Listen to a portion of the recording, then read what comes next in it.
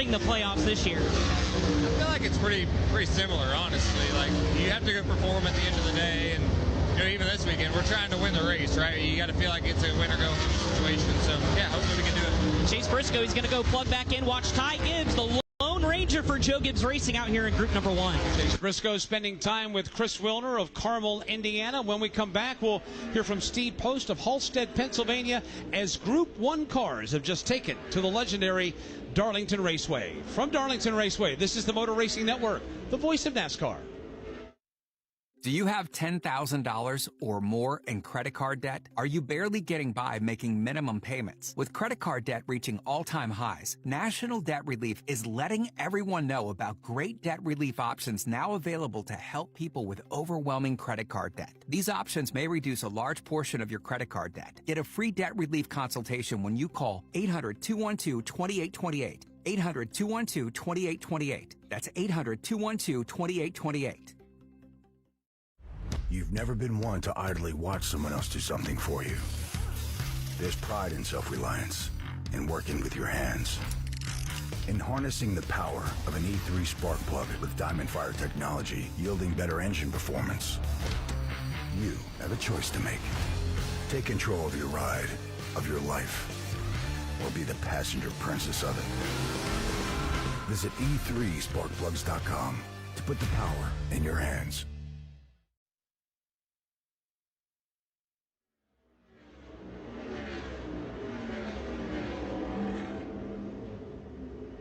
Welcome back to Darlington Raceway. We are just about 5 minutes into the opening round of practice. Group 1 cars are on the racetrack right now.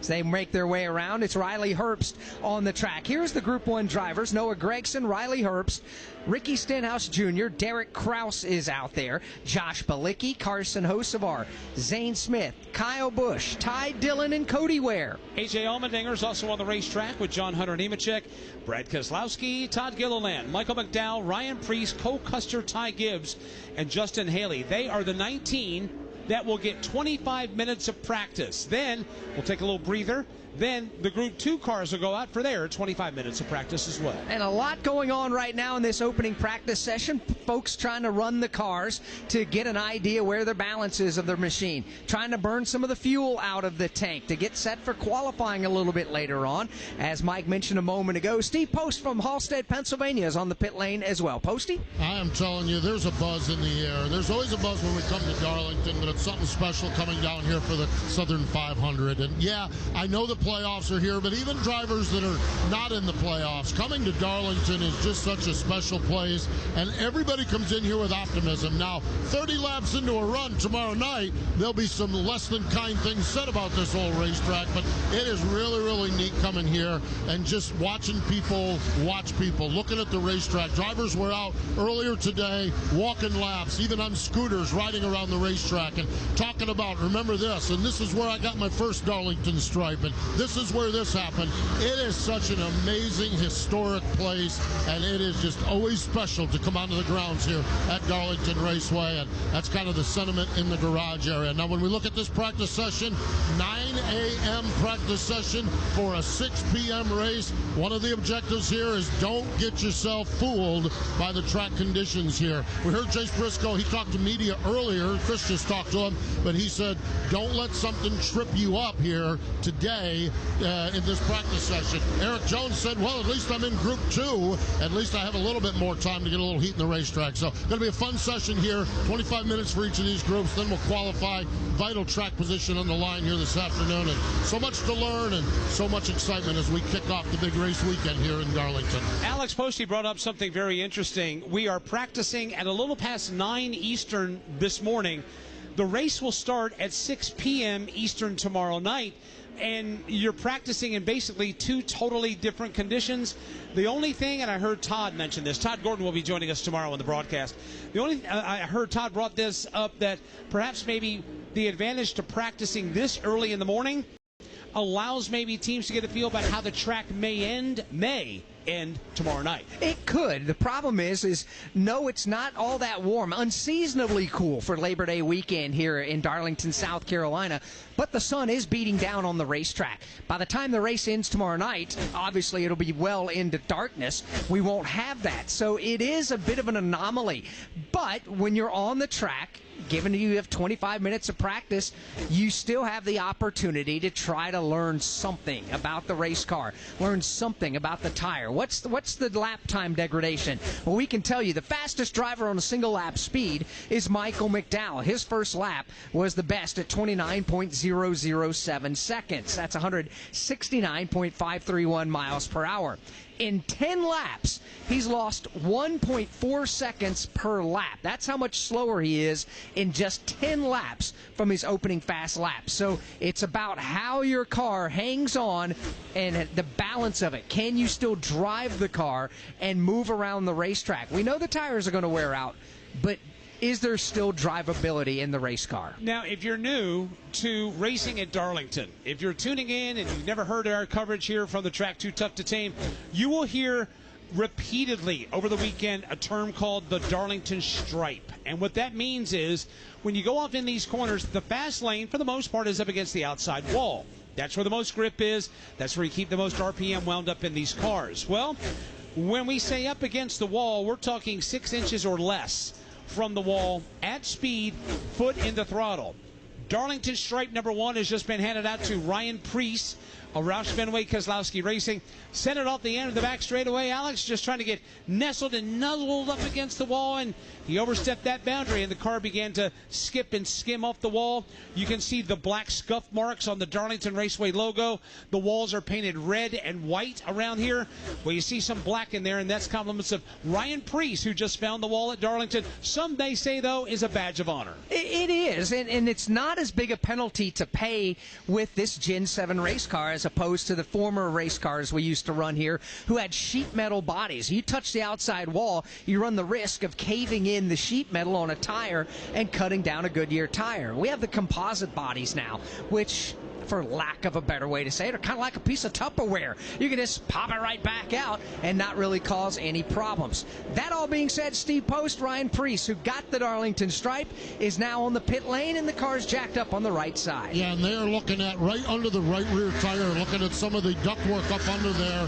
He got it pretty good, as you guys described. You can tell sometimes it's just the right rear. He got it with the right front pretty good as well. That is all scuffed up also. So there's one group of guys working up on the right front, looking up under the car. They have the hood up on the car, and then the right rear seems to be where most of the attention is, and they're actually working with some pliers and pulling some of that inner ductwork up off from the car. So Ryan Preece got it pretty good here, and they're working on the damage on this this Trimble car that he got from his Darlington Stripe here at this racetrack. Alex, it's been a bittersweet year for Ryan Preece. Obviously, last weekend trying to race his way into the playoffs with a win in the Coke Zero Sugar 400 at Daytona. But you know what? When you take a step back and you go to the treetops and you look down on that race team, normally when an organization adds a third car, it takes a while for that car to get going. You can make the argument, look at Riley Herbst and the challenges that they've had, the headwinds that they've had on that third car for 2311 Racing.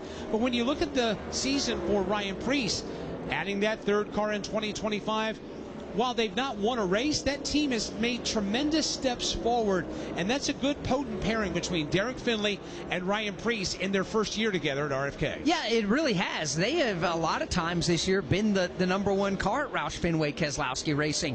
Won a pole position at Richmond Raceway just a couple of weeks ago. He had a great run here at Darlington earlier this year. As a matter of fact, he qualified second when we raced here in the Goodyear 400 earlier this year. So he's had flashes of brilliance this year. And if it wasn't for a little mistake here, or maybe some bad luck there, who knows? Ryan Preece has had some speed. He could have been in victory lane and in the playoffs. As it turns out, he is not. But what separates NASCAR racing from other stick and ball sports in the playoffs is everybody still gets to compete. Even though you're not a playoff competitor and can't win the championship, you still have the opportunity to go out and compete. And believe me, this team feels like they have something to prove, and they feel like they can get to victory lane.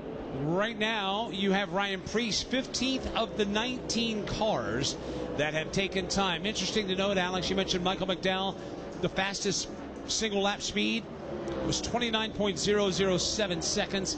He just turned a 30.927. For those of you driving around right now in your personal car, he's lost 10 miles an hour in 15 laps. That's amazing what that track puts those Goodyear tires through. It is, and that's why every seat here typically gets sold and people come to watch the Cookout Southern 500. McDowell the fastest on single lap speeds. He's from Spire Motorsports. His teammate Justin Haley is second on single lap speeds.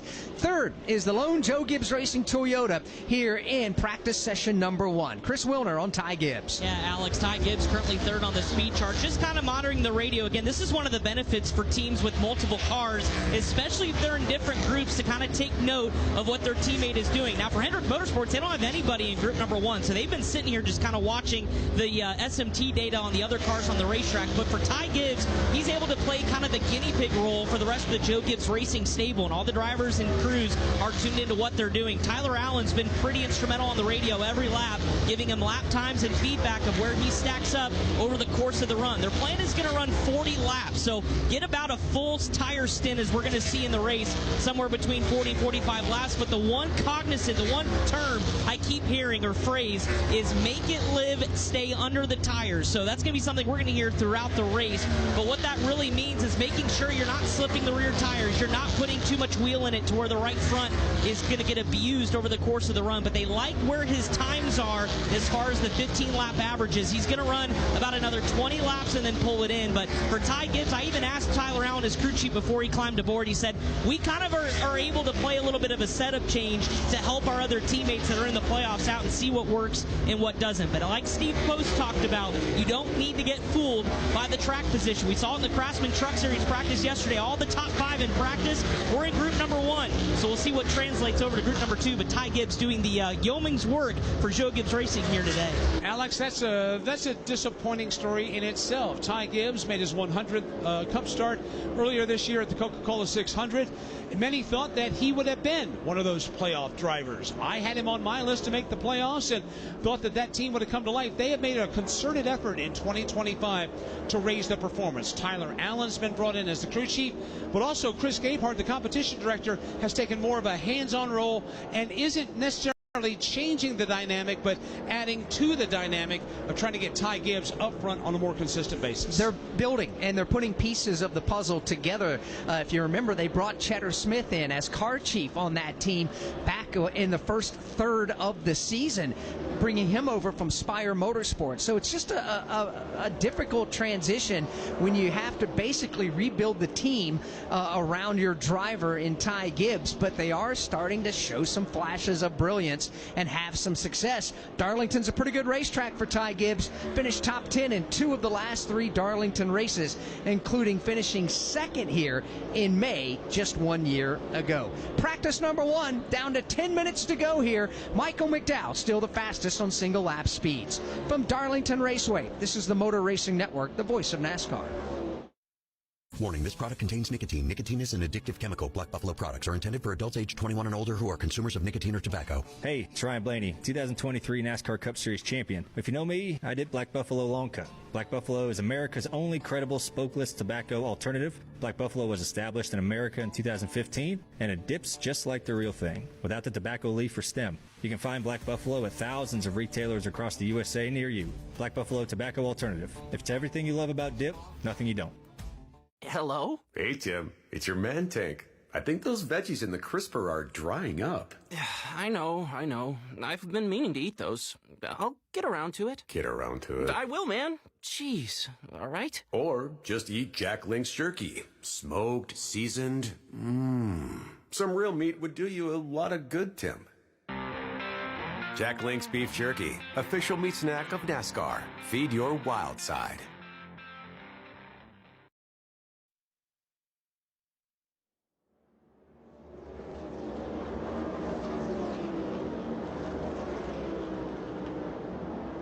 Back back here at Darlington Raceway. We welcome you here to the track Too Tough to Tame. Group number 1 on the track practicing right now. It is early morning practice session, 9:15 a.m. For those of you setting up your tailgate at your favorite college football stadium, we welcome you. I know you got us twisted in listening, so thanks so much. However, you may be listening to us here on the Motor Racing Network. Michael McDowell, Justin Haley, Ty Gibbs, Carson Hocevar, Noah Gregson, the Fast Five so far in the opening round. Let's check in on the driver that is 8th, and he drives the number 8, the Morgan & Morgan Chevrolet this weekend, Kyle Busch. Postman, what's Kyle saying on the radio? Kyle is just working the racetrack. He just clicked off lap number 30, so it sounds like he's on about the same program that Chris Wilner talked about with Ty Gibbs, where they're looking to get a good long run. And early in this practice session, it was interesting. It's like, this car's running here, Kyle, this car's running here, and they're not telling Kyle where to run. They're just opening up options for Kyle. And over the last 3 or 4 laps, I just heard on the radio, best exit of turn 4 you've had. That's really good, and they just told him on the radio, right where we're at now, we're the second fastest car here. The only one they're worried about is the Ty Gibbs car that Chris Wilder just reported on. So really, really workmanlike, very uneventful practice session. Very, very businesslike. Randall Burnett down here watching the monitoring, watching all of the speeds, and just kind of feeling pretty good about their race car. And again, this is a team where you have Kyle out here, a non-playoff driver, sitting right next to him. Austin Dillon keeping a keen eye on what Kyle is saying about his race car, because Austin, one of our playoff championship contenders, will go out in the second group here this morning at Darlington. Like the majority of the cars here in Group 1, when the green flag went in the air, they have been on the track. Only a handful have made their way to pit lane for an adjustment or two, but Kyle Busch has been out there the entire time. He has now clicked off his 32nd consecutive lap. For reference, his fast lap was 29.411 seconds. His lap on lap 32, 31.739 seconds. What a drop-off we've got there right now. Practice and pole qualifying from Darlington Raceway is brought to you on MRN by E3 Spark Plugs. Stuck in slow motion? Well, unleash the NASCAR fire in your engine with E3 Spark Plugs. Forget pit stops, too. E3 gives you maximum fuel efficiency for more miles on the road and less time at the pump. E3 Spark Plugs. Power, speed, domination. Get yours today. 6 minutes to go in this Group 1 practice session for the Cookout Southern 500 here at Darlington Raceway. Alex, this is a recon mission. You're not going out there for short bursts, coming in, making a change, going back out, unless your car is really that bad. You're trying to figure out how this car is going to work over the long haul. The Southern 500, 367 laps. Some drivers, some crew chiefs will say that's longer than the Coca-Cola 600 on Memorial Day weekend. Long green flag runs. We've gone hundreds and hundreds of laps without a caution flag at Darlington, and you need to make sure your car is as best as it can be for that long haul tomorrow night. It is a true test of machine and man, and the team aspect of NASCAR Cup Series racing will be on full display tomorrow night. To be able to run 500 miles, long green flag runs that Mike alluded to, right up against the outside wall, lap after lap, your tires are worn out, the car doesn't handle well. Throw in the fact you got to make 8 to 9 pit stops throughout the running of the Cookout Southern 500. Every crew member has to be on top of their game as well, let alone the crew chief and the strategy, the engineers up on top of the pit box. It is truly a team sport. If you can accomplish a win here at Darlington Raceway, you can really hang your hat on something big. Right now, the fans that are beginning to congregate are also getting nestled in for the NASCAR Craftsman Truck Series playoff opener later this morning, the Sober or Slammer 200. NASCAR Racing Network airtime, 11:30 a.m. Eastern for that one. The Tough Trucks of NASCAR will get 147 laps today. Cup cars get 367 tomorrow. And we're looking at the pit lane, and a lot of the cars towards the turn 4 in the pit lane are the Group 1 cars as they were established by the performance metric. Chris Wilner, you're up towards the turn 1 end of the pit lane. You've got a lot of race cars in front of you. What are those crew members and those drivers doing right now with 4 minutes to go in this grouping? Yeah, Mike, a lot of data analysis going on, especially with the Hendrick Motorsports crew that I'm down here on the far end of pit road behind. You've got Chase Elliott, Alex Bowman, Kyle Larson, and William Byron all plugged into the SMT data that is fed to these pit boxes here, kind of watching where the lap time fall-off is happening, watching where drivers are running around on the racetrack. There's kind of different lines you can run. I was listening to some of the radio chatter with Ty Gibbs, who's on the racetrack now, just to the fact of where he was having to adjust his line as the tires fall off. So that's something that a lot of these teams that haven't gone out yet are starting to figure out. But again, that anomaly of Group 1 versus Group 2, I think we're going to see a lot different as far as speeds on fire-off and a lot different speeds on the longer run with the second group that goes out. But watching these teams here, it's been diligent studying. The drivers now starting to get their helmets and all their equipment ready to go. Crews are buttoning up the race cars, and it'll be interesting to see now what these Group 2 drivers, a lot of the heavy hitters in the playoffs and potential race winners coming up here. So we'll see how good their studying has been done over the last 25 minutes. Studying some of the numbers right now and whose car is, yes, every car is going to slow down with the tire degradation, but whose car is hanging on better than others? And right now, the car that's held on the best with the better lap times in a 30-lap run has been Brad Keselowski. Even though Brad is 16th on the leaderboard in single-lap speeds, Brad Keselowski is he's about 0.3 of a second better deeper in the run per lap, Steve Post. So Brad Keselowski not flexing a lot of muscle as far as single lap speed goes, but his car seems to be hanging on the longer they go. You know, and they were just talking about that on the radio, Jeremy Bullins and him. It looks like they're a third or fourth place car, and again, it's relative to this group until they get about 22 or 24 laps in, and it seems like everyone else's speed fall off a cliff, and Brad's doesn't. So they really like the long run speed that Brad has on the race car. Now, I think they'd have gone a little bit longer.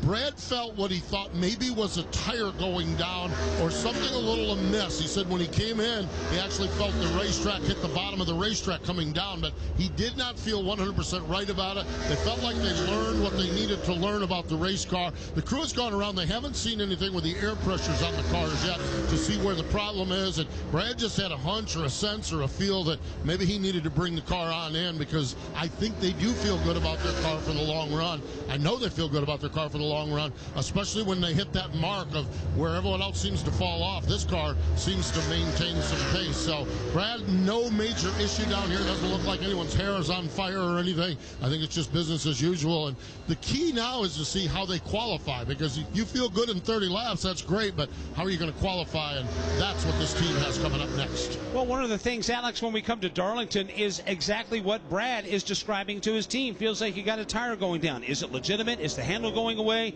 Is it the dynamic of the car changing?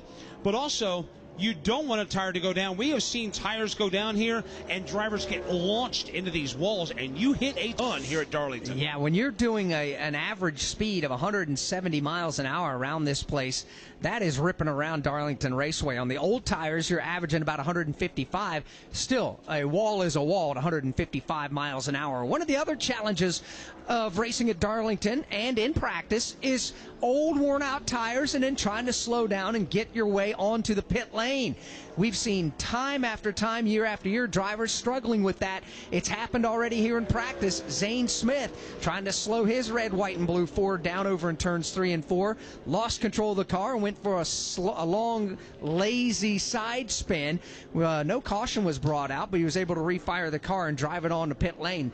It is tough here at Darlington, even when you're just trying to slow down to get off the racetrack. Well, it's so gritty, right? There's so much sand in the air. It's a gritty asphalt compound that we have here at Darlington Raceway, where, you know, all of those oils and the residues and the grit is in there, and you're on those old worn out tires, Chris Wilner, and, you know, we talk about, you know, the racetrack itself, but just trying to get off of the racetrack to get to pit road can be quite a handful as well. Certainly can, Mike, and I think you can point out several incidents over the last several years in this race. Kevin Harvick comes to mind, just speeding or missing, or not speeding, missing the pit road commitment line that ultimately cost him a potential win in this race. So it It's a tricky pit road to get onto because that commitment is kind of at an apex of the corner there in 3 and 4. You have to get slowed down to 45 miles an hour in a hurry, and especially if you've got one of those early pit stalls, it's almost a blind entry. So there's multiple factors that make this pit road entry so critical and so challenging that this is a good opportunity as the clock hits 0 for drivers to come down pit road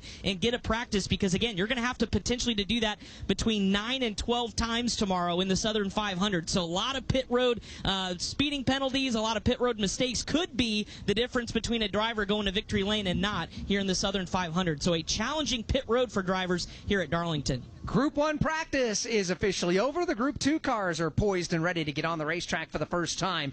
Michael McDowell was the fastest in single-lap speeds. His Spire Motorsports teammate Justin Haley was the best over a 15 consecutive lap average. From Darlington Raceway, this is the Motor Racing Network, the voice of NASCAR. Every time the siren sounds or lights flash, someone's life is on the line. At Whelen Engineering, we know first responders carry that weight every day.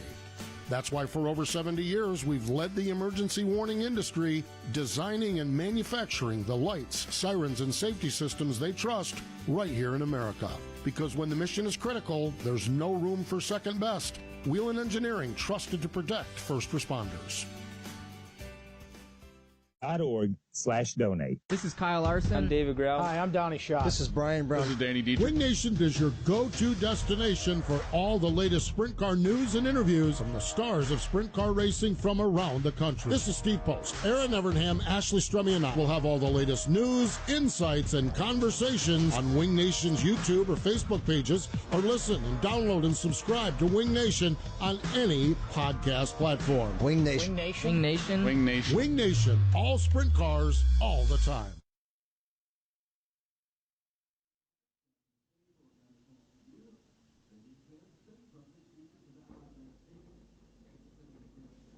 Welcome back to Darlington Raceway. For the moment, Chris Wilner, things are all quiet. They are quiet, but it won't be for long as the Group 2 drivers get ready to go out. And that means all 4 of the Hendrick Motorsports stable of cars are going to go out. Rudy Fugel, crew chief for William Byron, the regular season champion. Okay, welcome back to Darlington. It's been a good racetrack for you guys. How much did you pay attention to Group 1, and does any of that translate to what you expect here in Group 2? Yeah, definitely a good track for us. We were watching Group 1 to kind of see the pace, what the fast lap was, what they fell off to, just kind of know what that is. But really focusing on our group and our car and what we learned from the first race to now. So trying to get hopefully a long run or 2 long runs in here with the set of tires, and then learn a lot about the tire, the wear, where the car starts, where it falls off to, and get as much learning in for tomorrow as we can. You mentioned the tire. I hear this term all the time, keeping the tires underneath you, racing the racetrack. What does that mean from a crew chief's perspective to your driver? Yeah, I mean, there's 2 things. The tires are wearing, so that one tire wears more than the other, and then becomes a balance issue. And then you have tire temperature. So if a tire gets hotter than another tire, it loses grip faster, and then that becomes the problem area. So you're trying to determine what corner that is, try to keep those tires underneath you so you don't get that balance issue. That's a driver's perspective, and then we're trying to fix it so they wear and heat up evenly. Appreciate your time. Rudy Fugel is going to get the headset back on. His car's beginning to almost come to life here as the drivers get buttoned up behind the wheel. And he mentioned it's been a good racetrack. They won the spring race here a couple of years ago. I know they would really love to kick off the playoffs and continue that regular season championship momentum here with the Southern 500 win. An average finish at 9.4 for Willie B. Really good optimism coming into this first race of the playoffs. The 243 laps here in the spring, and the win just did not come to them. That's a team, Alex, that started the season off strong, winning the Daytona 500. However, they've been here and there. They've been meandering their way through the season, but still eligible to win the regular season championship. So there have been pockets of consistency, but also pockets of challenges as well. It's now time to put it all together, and you're able to stub your toe a time or two, especially when you win early like they did in the Daytona 500. So the opportunity is to win the championship. You've got 10 weeks, 10 races to get that job accomplished. Group 2 cars are coming up. First from Darlington Raceway. This is the Motor Racing Network, the voice of NASCAR. NASCAR fans, the The time is now to turn your love of racing into free tickets, merchandise, VIP experiences, and much, much more. Rack up fan rewards points by watching races at home, playing fantasy, completing challenges, and visiting tracks. Then redeem your points for epic prizes. You are in the driver's seat. What are you waiting for? Sign up for the free NASCAR Fan Rewards loyalty program today at NASCAR.com/fan rewards. Looking for motorsports coverage you can't find anywhere else? Look no further than the Motor Racing Network's lineup of weekly podcasts. NASCAR news and interviews on NASCAR Live and NASCAR Live Wide Open. NASCAR Cup Series Insight on Crew Call. NASCAR Grassroots Racing News and Talk on NASCAR Coast to Coast. And Sprint Car Talk on Wing Nation. All these and more available on podcast platforms and MRN.com.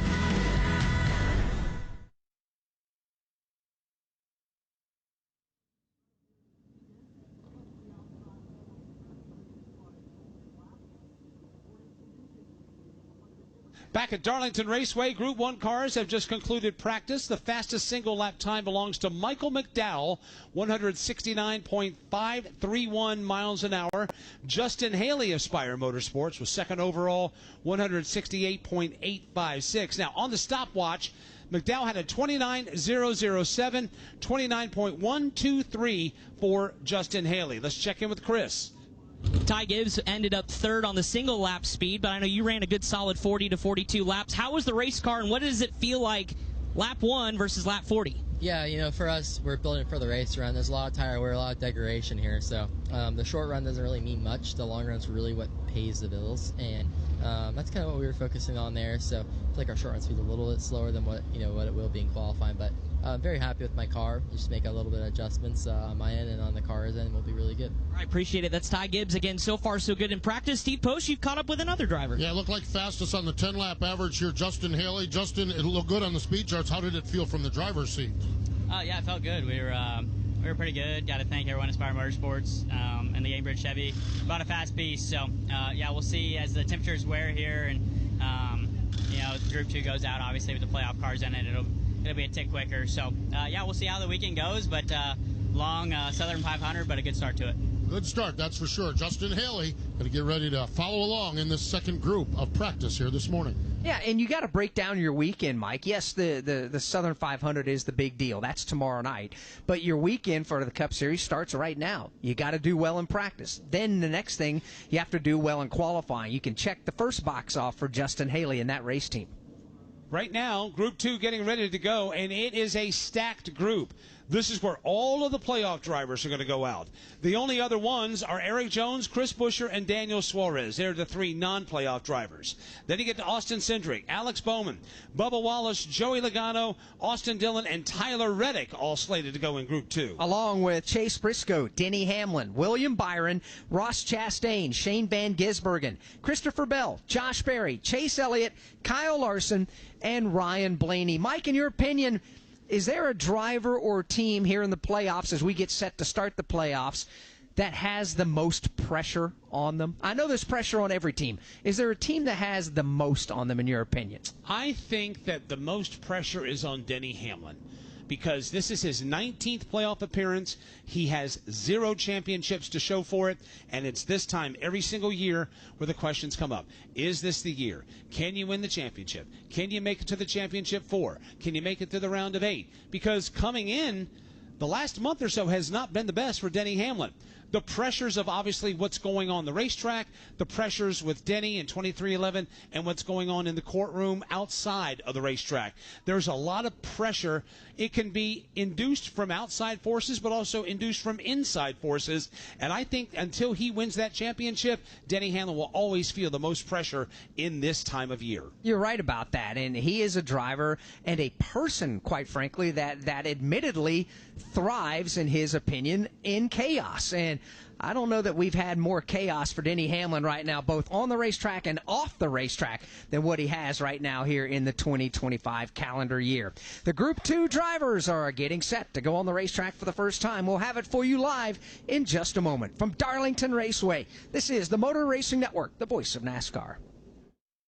Do you have $10,000 or more in credit card debt? Are you barely getting by making minimum payments? With credit card debt reaching all-time highs, National Debt Relief is letting everyone know about great debt relief options now available to help people with overwhelming credit card debt. These options may reduce a large portion of your credit card debt. Get a free debt relief consultation when you call 800-212-2828. 800-212-2828. That's 800-212-2828. You've never been one to idly watch someone else do something for you. There's pride in self-reliance, in working with your hands, in harnessing the power of an E3 spark plug with Diamond Fire technology, yielding better engine performance. You have a choice to make. Take control of your ride, of your life, or be the passenger princess of it. Visit e3sparkplugs.com to put the power in your hands.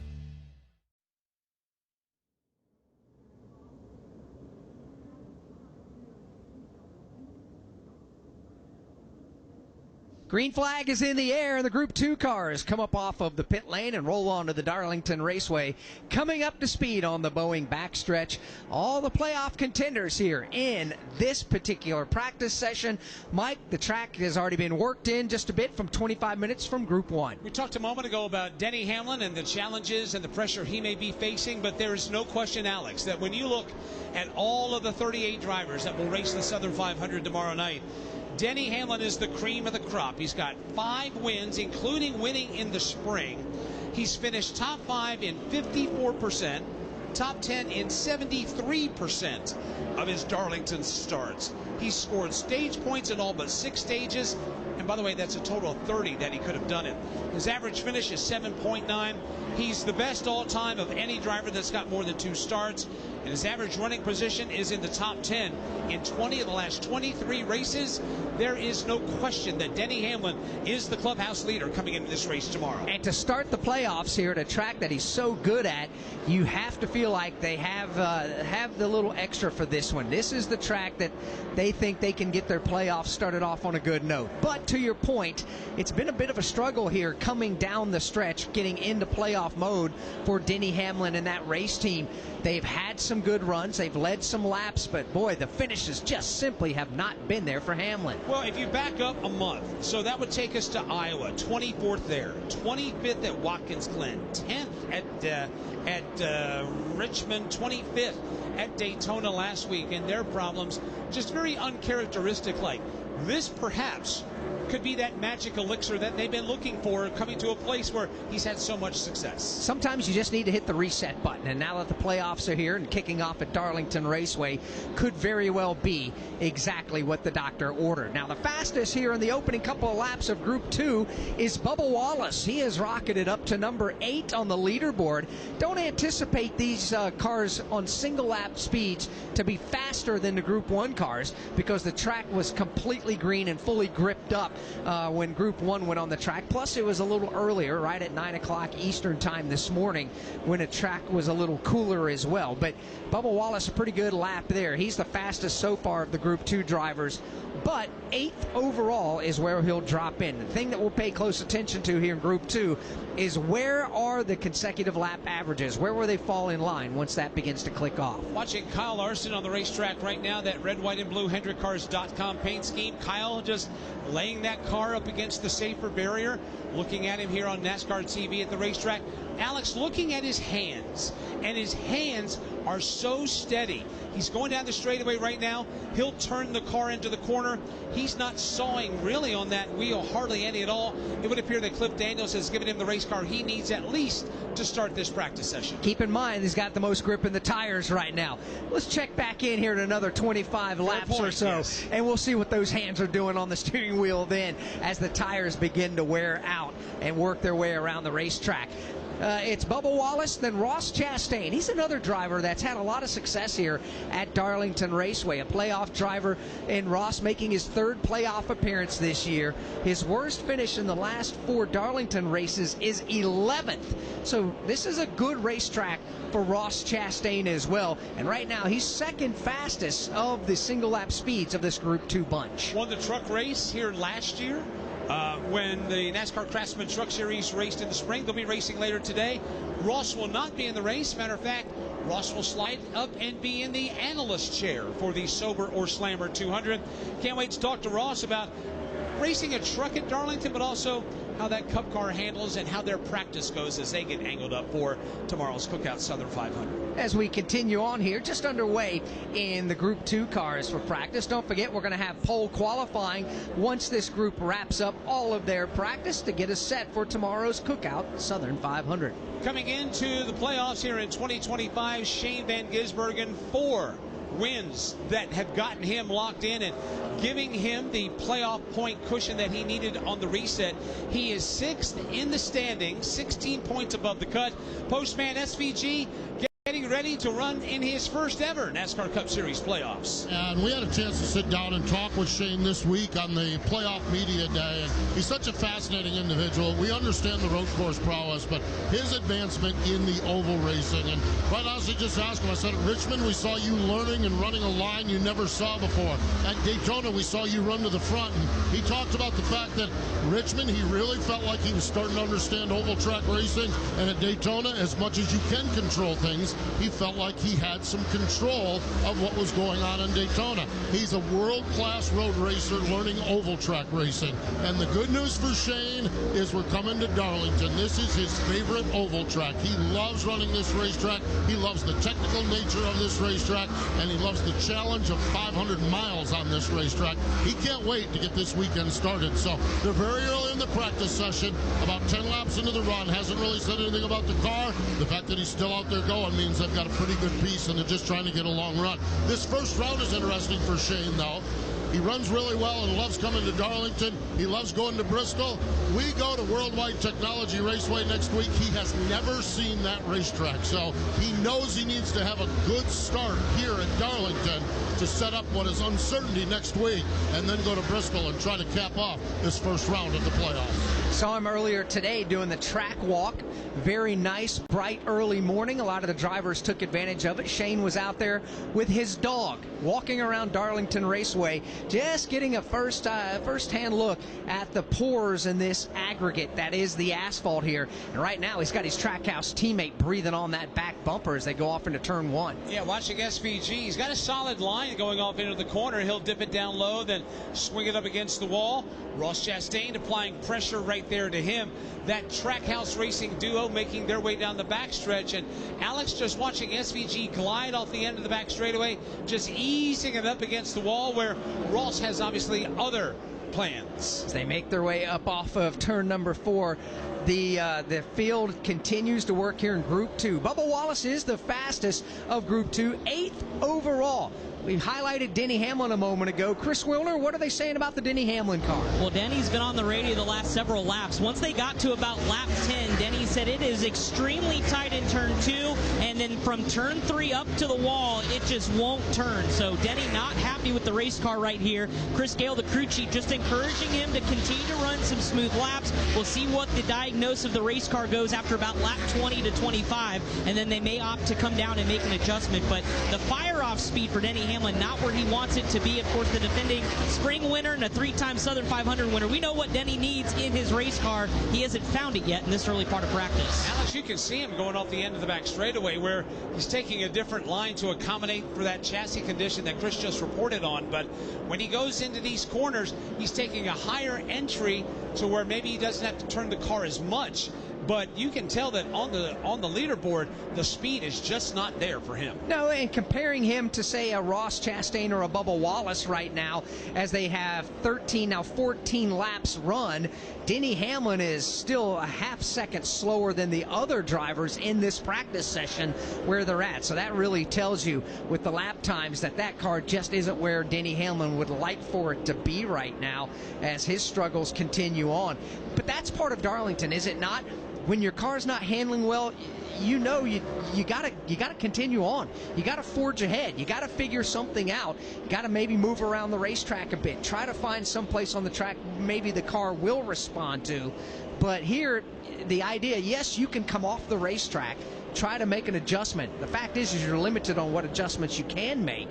The other part of the equation is you've got 25 minutes of practice Ideally, you would like to burn all that fuel you can out of the fuel tank to make the car a little bit lighter to get ready for qualifying. They have the car full of fuel to make the minimum weight they had to do in pre-race technical inspection, but you want to burn it out to get ready for qualifying. Bubba Wallace, the fastest of the Group 2 cars on the racetrack, 8th overall on the leaderboard. Ross Chastain is the second fastest driver in Group 2. Steve Post? Ross Chastain pretty happy on the short run, but not so much on the longer run. He just reported, they just told him it was lap 15, and he said it started off loose exiting turn number 4. That means the rear end of the car wants to slide out from the race car, and then he said now it's starting to get loose down into turn number 3. Phil Surgeon said 10-4, let's run a few more laps to see where it trends, where it goes. But right now, a little bit of a loose condition is what Ross Chastain is reporting to his Trackhouse team. I guess loose, they say, is fast for the most part, but you don't want to get too far on the free side here at Darlington, especially on exit of turn number 2, where you really have to point that car towards the bottom of the racetrack, stand on the throttle, and there's a bit of a dip over there in turn 2. You kind of go down and right back up to get onto that Boeing backstretch. It is such a unique racetrack. You know, when you think about the history of this racetrack, obviously coming online in 1950, and this track has been through a lot. The amazing thing about it, they repaved this track in 1995. They repaved it in 2008. And here we are 17 years in to this current pave job. It doesn't matter when you repave it, how often you repave it, it always comes back to the same surface with the same challenges that has set drivers into fits since 1950. It's been amazing that no matter what you do to it, you know, there's an old saying, you can put all the makeup you want on a pig, you're still going to get bacon. You can pay this thing 20,000 times, and it's still going to land where we sit right now as far as the challenges that this racing service provides. Yeah, it's been going on since the very first Southern 500, where 75 drivers started the race 3 abreast. Crews underestimated how many tires they would need to get through that 500-mile race way back when, back in 1950, that they were going to the infield and buying tires from just race fans that had tires on their cars. Keep in mind, they didn't have race-specific tires back in 1950, so they were going through the infield to buy tires from fans off of their street cars, try to get them to pit lane. How you getting home? Yeah, that's you get money. They're on hubs. Depends how much money you need in your pocket. Those teams are willing to pay. You know, our former colleague Glenn Jarrett, which by the way, I hope Glenn's doing well, just celebrated a birthday a couple of weeks ago. Glenn Jarrett used to tell the story when he was younger, racing here at Darlington with his dad, Hall of Famer Ned Jarrett, that they would need tires and they began to run short. They didn't have tire supplies like you do now and limits that you can have. That they sent Glenn and some other folks out into the infield to try to steal tires if they could off of some cars that were parked in the infield, just street cars down there. Glenn said he would never participated, but he knew of people that were going out there with their what do you call them, the cross wrenches and some jacks, and they go out while people are watching the race, go out to the infield and put a car on blocks, steal some tires. And that's just part of the lore and the history of Darlington Raceway. Let's get an update on Christopher Bell from Joe Gibbs Racing. And Mike Christopher Bell, who's continuing to run laps around Darlington, came over the radio about 2 minutes ago as he's well inside that kind of long run window. He said the car balance is really good, but curious and interesting tidbit from Adam Stevens, his crew chief. He said, I'm watching the SMT data. I need you to use a little less brake on both ends of the racetrack. You don't really typically think of Darlington as a heavy braking racetrack, but what you can see over the course of the long run is that helping the car turn, sometimes the brakes get overdone, especially in 3 and 4, when you have to woe the car down a lot more. So interesting that we're looking at braking here at Darlington, but Bell is very happy with the race car. And again, this is another driver that could really use a nice uptick to start the playoffs. Just 3 top 10s in the last 10 races. He comes in as the 5th seed to a racetrack that relatively short term he's been really good at. A couple top 5s in the last couple of races. So Adam Stevens trying to dial in this race car, but focusing on using less brake for the 20 of Christopher Bell. Christopher Bell is still motoring on out there. He's run 24 consecutive laps now. Most laps run in practice today was 46 laps. That came from Group 1, and that was Carson Hocevar that ran 46 laps. Watching the lap times and how much they fall off and how much they don't slow down as much for some, we'll tell you, there's some drivers out there right now whose lap times, while slower than their fastest, are much better than the competition. We'll highlight them in just a moment. From Darlington Raceway, this is the Motor Racing Network, the voice of NASCAR. Warning, this product contains nicotine. Nicotine is an addictive chemical. Black Buffalo products are intended for adults age 21 and older who are consumers of nicotine or tobacco. Hey, it's Ryan Blaney, 2023 NASCAR Cup Series champion. If you know me, I did Black Buffalo Long Cut. Black Buffalo is America's only credible smokeless tobacco alternative. Black Buffalo was established in America in 2015, and it dips just like the real thing, without the tobacco leaf or stem. You can find Black Buffalo at thousands of retailers across the USA near you. Black Buffalo Tobacco Alternative. If it's everything you love about dip, nothing you don't. Hello? Hey, it's your man tank again. I just talked to the taste buds. We're all worried about you, Tim. What do you mean? I love eating veggies. The crunch, I've never felt better. You sure? I think so. You're really sure? Yeah, man. Seriously. You're not doing this to me, Tim. You're doing this to us. Just rip open some jerky, all right?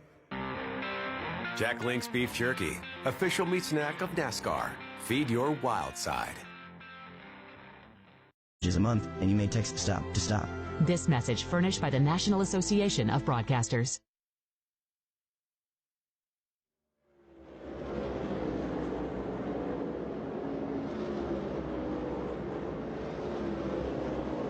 We welcome you back to Darlington Raceway. 9 minutes to go here in the one and only practice session for tomorrow evening's Cookout Southern 500. As we mentioned just before the break, Mike, there are some drivers. Yes, the lap times will slow down. It's going to happen.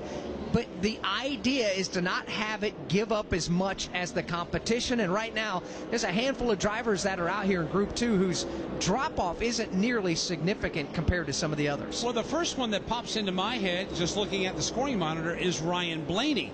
We've been watching Ryan blast around this racetrack. Of course, the most recent winner in the NASCAR Cup Series won the Coke Zero Sugar 400 last weekend at Daytona. He's got a unique line in 3 and 4. Everybody says you got to be up against the wall to make speed. Well, Ryan has been using the bottom of the racetrack. Now he's going topside to check out things on the wall. He's 28th overall on the leaderboard, but his fall off, Alex, is not as severe and drastic as some of the other folks. No, it's not. Bubba Wallace, who's the fastest single lap speed for the Group 2 cars, he too has got some pretty good long run speed in their race cars. But Ryan Blaney right now, I think Steve Post is the best so far. Listening to the radio, I'm not hearing much. That's a good sign. Ryan Blaney, to my ears, he's not said a word. Now, listening to Jonathan Hassler and the team, they're reading off the lap times, and now they're in the phase where they're like, okay, you're the best car on the racetrack. You're good at this point. You're really good. And they are working a different line, and you guys have talked about this just a little bit. They're working the inside of the track. Jonathan Hassler just cued the radio and said, Ryan, I know it's going to be a long, long run, but I'd like to go 15 more laps if you've got it in you. So they're looking at going all the way to the end of this thing and just see how far they can go. They feel so good about the long run speed on that race car. So Ryan Blaney out there has that car rolling along really, really well. We'll see, he's gone 31 laps now, I believe it is. 31 laps. They're looking to go 40 to 45 laps for Ryan Blaney on this run. That's how good they feel about this race car. This is a track, guys. His best finish is a 5th place run. This has not been a good track for Ryan Blaney, so this could be a really, really key weekend for this team if they can come out of here with a good run or even a win. Ryan Blaney, lesser fall off than some of the others. Bubba Wallace, Alex, on that list as well, flying the black and gray United States Air Force colors this weekend. Yeah, he's the best in Group 2 on the single lap speeds, 8th overall, but he's just taken his car to the pit lane, and the crew now beginning to huddle around the right front corner of that U.S. Air Force Toyota as it looked like a 30-lap run for Bubba Wallace to get his practice going. Still 6.5 minutes to go here in practice. He's not the only one that was coming to pit lane. Kyle Larson is in. Alex Bowman is in. Here's Eric Jones. He too coming to pit road as well for some adjustments with still 6 minutes to go in practice. Eric Jones, a 2-time winner of the Southern 500. Of course, his most recent win came in 2022 when he took the King and the legendary number 43 back to victory lane. Right now, Eric Jones backing his car into his pit stall. Alex Bowman is in his, right in front of Chris Wilner. Yeah, Mike, a flurry of activity actually in the Hendrick Motorsports camp with both Alex Bowman and Kyle Larson now on pit road with about just under 6 minutes to go. I checked in with both teams. For Alex Bowman, it was just a really tight race car for the Purple Ally Chevrolet on both ends of the racetrack, 1 and 2 and 3 and 4. Of course, both vastly different corners, but both very tight for Bowman. They had the car jacked up on the left side. They looked up under the wheel wells as well, making a chassis adjustment now in the rear window. But for Alex Bowman, a tight race car. They tried to go the distance in this practice session, but he said, it's not getting any better. We need to make an adjustment. And the same thing was for Kyle Larson, although the attention on that Hendrick car Chevrolet has been on turns 3 and 4 with a really tight Chevrolet aboard his car. So they also made a chassis adjustment here. Kyle Larson already down and away. Alex Bowman, they're getting this car, or Alex Bowman, they're getting it down off the jack here momentarily. Kyle Larson's crew just finishing up, and both cars will try to get back out and complete this session. So the kind of interesting, we saw basically nobody on pit road in Group 1, and now a flurry of race cars here in Group 2. Yeah, you know, there are different agendas and different things you're trying to accomplish. And with these playoff teams, especially, if the car isn't exactly, basically the chassis is not getting where they would like for it to be after the simulation back at the race shop after a 30-lap run, if it's doing something completely different than what the computer model said it should do, you might want to come in and make an adjustment or two on that. As Ross Chastain makes his way to the pit lane right now, he'll just bypass the Bubba Wallace car. Steve Post? Bubba Wallace machine, he did get a Darlington Stripe as well. The right rear of that race car is dinged up just a little bit. Very, very minor hit on that race car. Bubba's climbed out. They're getting ready to qualify this car here. He's going over to meet with Charles tonight, the crew chief. So 30 laps, and I believe looking at the lap times and just the tone of the conversation, feeling really, really good about the race car on the long run. So they got up into the wall just a little bit. No need in digging up that race car anymore. Good looking car. You guys just talked about it. That silver and black United States Air Force colors on the car. A little bit of a ding on the right rear, but Bubba Wallace is done with his practice session and going to see what he has in a qualifying run coming up here in just a little bit. It's funny, Postman talks about, you know, you're basically at the end of the road here. You're out of tires. The tires are worn out. You don't want to run out of race cars, stuff it in the fence, then you got to go to a backup and all that comes with that. So there does come a point of no return when you come down pit road this late in the going, 3.5 minutes to go. That's like, okay, we can't get any more information. We have what we have, and here's what we need to do to make it better before tomorrow. Yeah, right now is where you're at, is just burn as much fuel out of the fuel cell as you possibly can. Again, to get the car as light as you can for qualifying coming up here right after practice wraps up. They'll come back down pit road. They'll have the opportunity, the Group 2 teams will, to make one quick adjustment or two, bolt on a fresh set of tires to get set to go qualifying here for the Cookout Southern 500. So the fastest overall is Michael McDowell. That was from Group 1 much earlier, 169.531 miles an hour. Bubba Wallace is the fastest driver in Group 2, 167.243 miles an hour. A couple of miles an hour off, but Alex, those are the single lap speeds that are normally set in the first 2 or 3 laps of a run. It is how big is the fall off when you get to 30, 40, 45 laps run. How much does the car fall off? How much does the speed trail off? And that's what is going to be key tomorrow night in being successful in the 367 laps we're going to run. As these drivers continue to click off laps here with 2 minutes and 15 seconds remaining, just watching lap times with some of these drivers out there. Again, these are playoff drivers who are on the track. Denny Hamlin's been a consistent 31.7 or so second lap. Ryan Blaney just dropped off to 32 flat on his lap there. Christopher Bell, 31.8. So even though Denny Hamlin didn't like the feel of his car early in the run, that car seems to be hanging on pretty well the longer we go. Let's pause 10 seconds for station identification on the Motor Racing Network.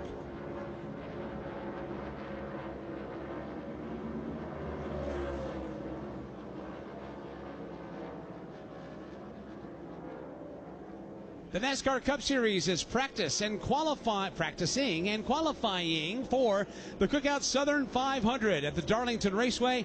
Motor Racing Network is here with live coverage for you from the PD region of South Carolina. Mike Bagley alongside Alex Hayden, Chris Wilner and Steve Post in the pits and the garage areas. We are 1 minute and 15 seconds from wrapping up practice round number 2 for the Cookout Southern 500. Right now, fastest overall, Michael McDowell. Fastest driver in Group 2 is Bubba Wallace. With time precious now, 1 minute remaining in these Group 2 cars and their attempt to get the fastest lap that they can. Ryan Blaney trying to come to pit road just missed the entrance to pit lane. We talked about how difficult it is on worn-out tires at Darlington to slow the car down to get down to pit road speed. The commitment line is actually just entering turn number 4, so you got to come off the banking on the flat, and Blaney started to slide the car, fishtailed it a bit, and decided to give a tug to the steering wheel back to driver's right and go back around the racetrack another time. It's a challenge everywhere you are at Darlington. Kyle Larson's had a handful today. Christopher Bell's had a handful. Ryan Blaney just overshot the runway. Now Blaney will bring that highlighter yellow Menards machine to pit road. As we check in with Chris Winter and get a follow-up on Chase Briscoe, last year's Southern 500 winner. And Mike, he's already out of the race car, so Chase Briscoe cutting this session short just by about a minute and a half or so. Happy with the race car at the end, but still made a comment about being on top of the tires, so maybe looking for a little bit more grip when it comes to qualifying. But Chase, it's been an interesting story. You mentioned him being the defending Southern 500 winner. That was back with Stewart Haas Racing when he drove the Ford Mustang, and he told us earlier this morning in the media center that when he showed up back in the spring here earlier this year with Joe Gibbs Racing, he kind of used the same old habits he'd have with SHR. He'd run a really unique line, a lot lower than maybe the most popular line around Darlington. He said that kind of bit us because this car and this team had a package that was not for the way I like to drive the race car. So they had to kind of figure that out. He and crew chief James Small, again, back then it was the early part of their learning days. Well, they've showed up here with a little bit more of a morph into what Chase likes to drive, and hopefully it'll show when we go qualifying here in just a little bit. So interesting that Briscoe's had to change his driving style just a little bit as he again adapts to the Toyota here at Joe Gibbs Racing, but again trying to go back-to-back here in the Southern 500. He is going to be one of the favorites when the Cookout Southern 500 goes green tomorrow evening. Practice is over for the Southern 500. Michael McDowell was the fastest on single-lap speeds, and that came in Group 1 when the track was new and not rubbered in. Justin Haley was second. Ty Gibbs third. Carson Hocevar fourth. And Noah Gregson rounds out the top 5 on single-lap speeds.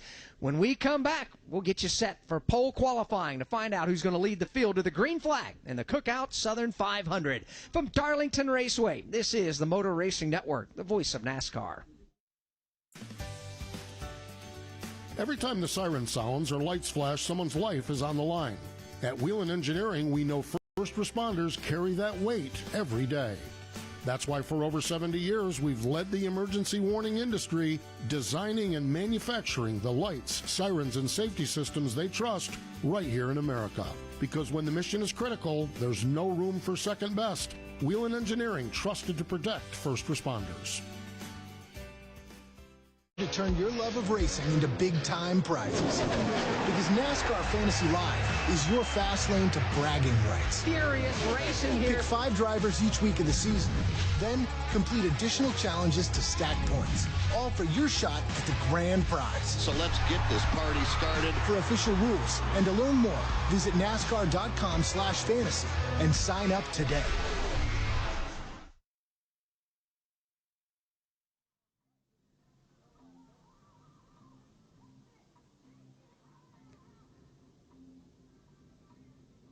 Back here at Darlington Raceway, the teams from Group 1 are beginning to roll their cars now, push them towards the exit of pit road to get them in their position to go qualifying here. You know, it is a challenge because you've run 30 to 40, in some cases upwards of 46 laps in practice, slow way down, but now you got to put new tires on and go out there and blast around this racetrack and have all your marks and your points completely changed to try to get the most out of a race car. Denny Hamlin, one of those drivers, 19th overall on the speed chart. Chris, what's the update there on the driver for Joe Gibbs Racing? Yeah, so as I reported earlier, it was a handful for Denny Hamlin. I mean, he was tight in both 1 and 2, 3 and 4, said the car wouldn't turn. He was looking for really more rear stability. Well, that kind of turned around as he got about 20 laps on the tires. You guys noted the lap time started to come back and kind of plateau a little bit, and Denny said he felt better. I just checked in with the crew. They said it was really just struggling to get the rears into the racetrack, and once they loosened up a little bit and he was able to get that car able to turn, it's kind of what really took off that Toyota. So things looked bad for Denny there early on, but of course, as we know, the long run speed is what's going to be key here, and he really liked the way that Toyota handled at the end of that session.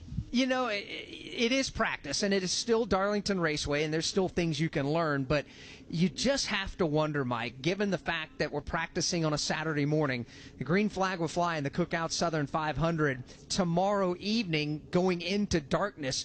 Just how much of today's practice will translate? That's the big question mark. Trying to get that car evened out for that long haul and hope that you've gone in the right direction, because if you've gone in the wrong direction, that could be a long 367 miles tomorrow night. Let's check in with Brad Keselowski. Brad's down here just kind of hanging out with the crew, getting ready to go qualify. Brad, what'd you learn about your race car in that 25-minute practice session? I thought it drove pretty good. A good spot to go race tomorrow. Been pretty competitive here the last, half a dozen races, and, winning here last spring, and I think we'll have a shot to win here tomorrow. You're getting ready to go out and qualify. The last lap was on old worn-out tires. What's the difference between you just finished on old worn-out tires and now you bolted on new Goodyears and go out and have to bust a lap? What is that like as a race car driver? Yeah, I mean, it's a whole different commitment level because, Postman, if you overcommit, you hit the wall.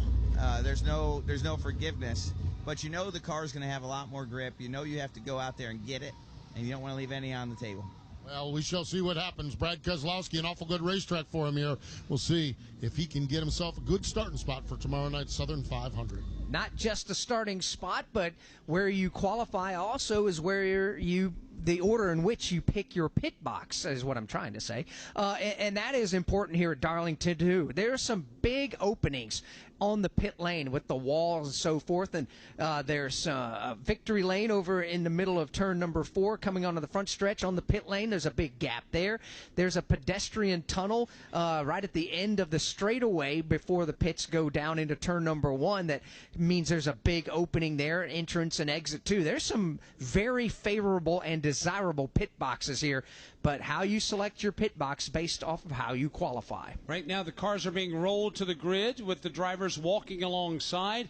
And Alex, today and even tomorrow is expected to be a much different Darlington fall experience than we normally have seen. Normally when we come to Darlington on Labor Day weekend, temperatures are in the 90s, heat indices, 100 plus, very muggy, very humid, just hot. That is not the case this weekend. Like most of the southeastern part of the United States, it is absolutely beautiful here in Darlington, South Carolina. Today and tomorrow, the forecast is supposed to be in the low 80s, maybe 83 high.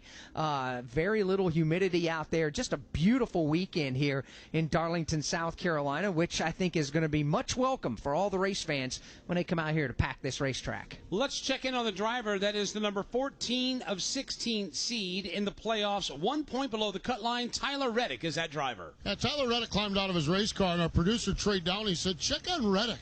He's sick or something's going on. Well, something's going on, all right.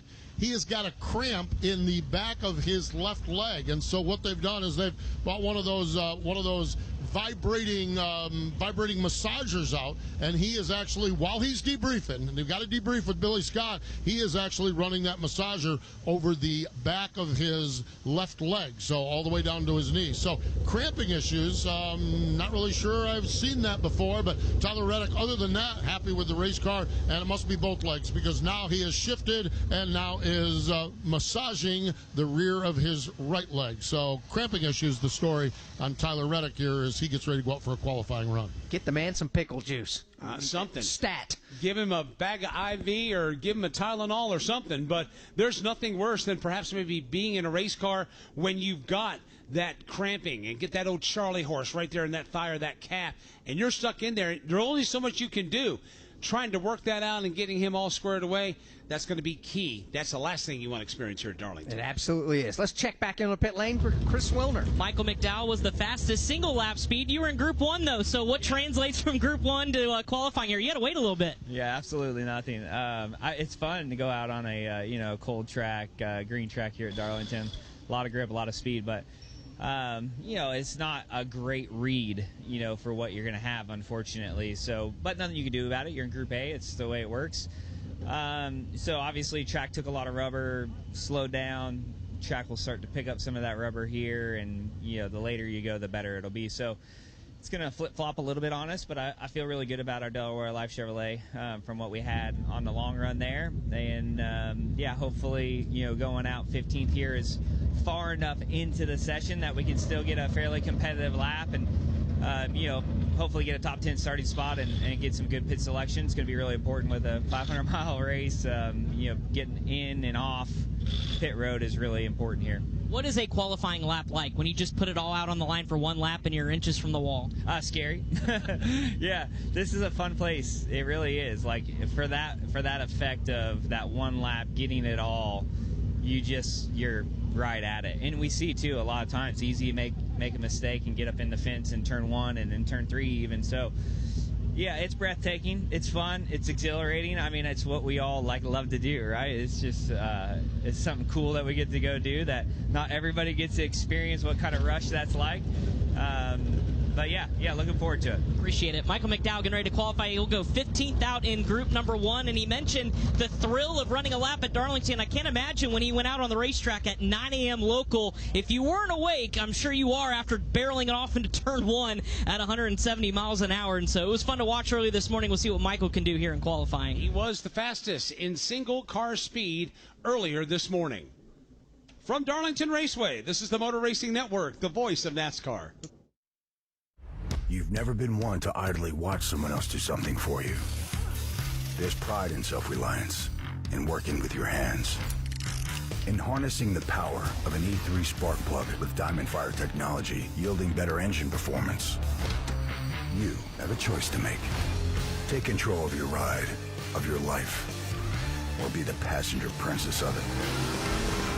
Visit e3sparkplugs.com to put the power in your hands. Do you have $10,000 or more in credit card debt? Are you barely getting by making minimum payments? With credit card debt reaching all-time highs, National Debt Relief is letting everyone know about great debt relief options now available to help people with overwhelming credit card debt. These options may reduce a large portion of your credit card debt. Get a free debt relief consultation when you call 800-212-2828. 800-212-2828. That's 800-212-2828. Classic races on any podcast platform.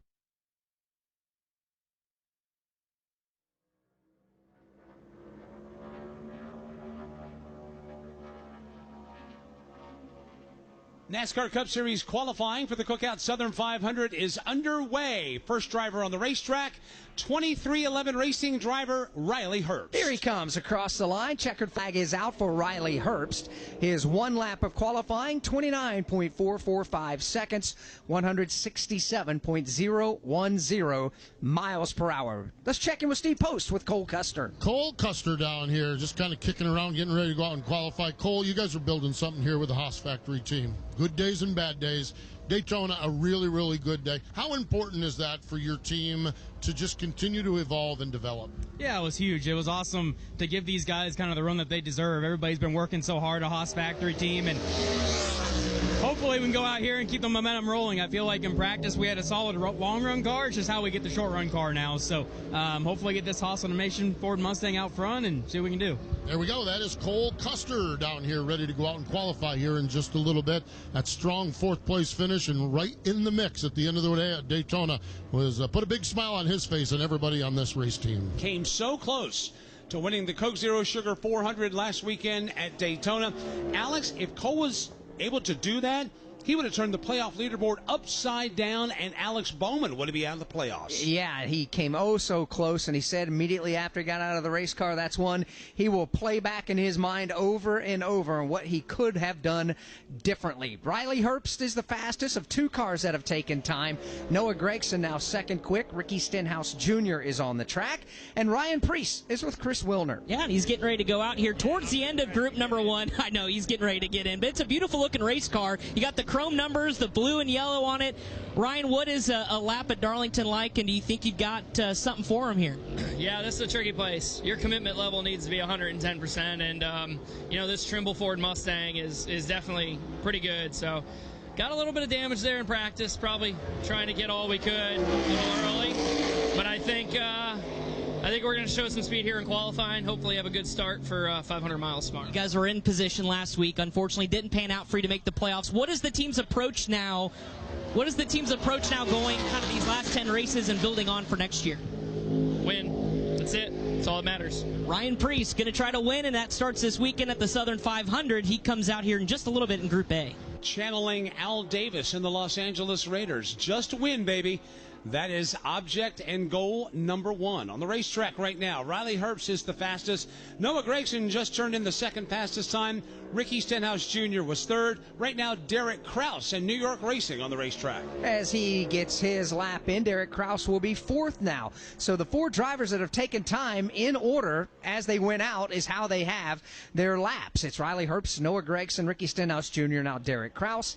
Timmy Hill is on the track as we check in with Steve Post. Eric Jones down here is a two-time Southern 500 champion.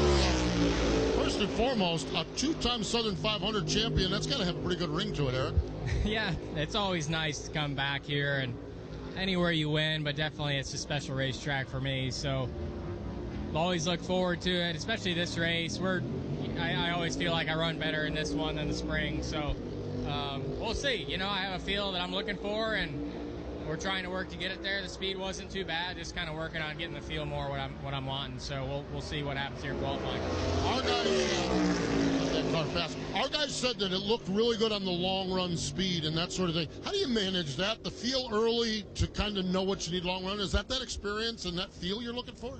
Yeah, there's some that, I mean, you can give up some on the front. You don't want to give up too much, but I think there's a fine line there of what you can. But even beyond just the speed, you're just kind of looking for a feel in the car, the way it's driving, what it's doing, to know it's going to be good at night and be good at the end of 500 miles. So just wasn't quite there right now. We'll make some good changes here, hopefully after practice, and hopefully start decent up front here. But keep working at it. They will keep working on it. That is Eric Jones, has the Dollar Tree colors, bright green colors, on the Toyota here this weekend. Carson Hocevar has just gone to the top of the leaderboard, 168.129 miles an hour, 29.249 seconds for Carson and that Spire Motorsports Chevrolet.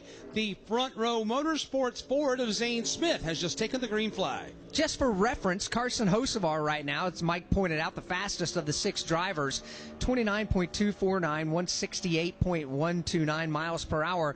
The pole-winning speed and time by Bubba Wallace in this race 1 year ago, we've already eclipsed that. Bubba's pole-winning speed was 167.146 miles an hour. We're a mile an hour faster than that already. Zane Smith goes to the top of the leaderboard, 168.152. Let's check in with Chris. Austin Cindric getting ready to qualify. He'll be early in group number 2. What did you learn about your race car? I know all the attention is on long run speed, but how's the short run speed of your Ford?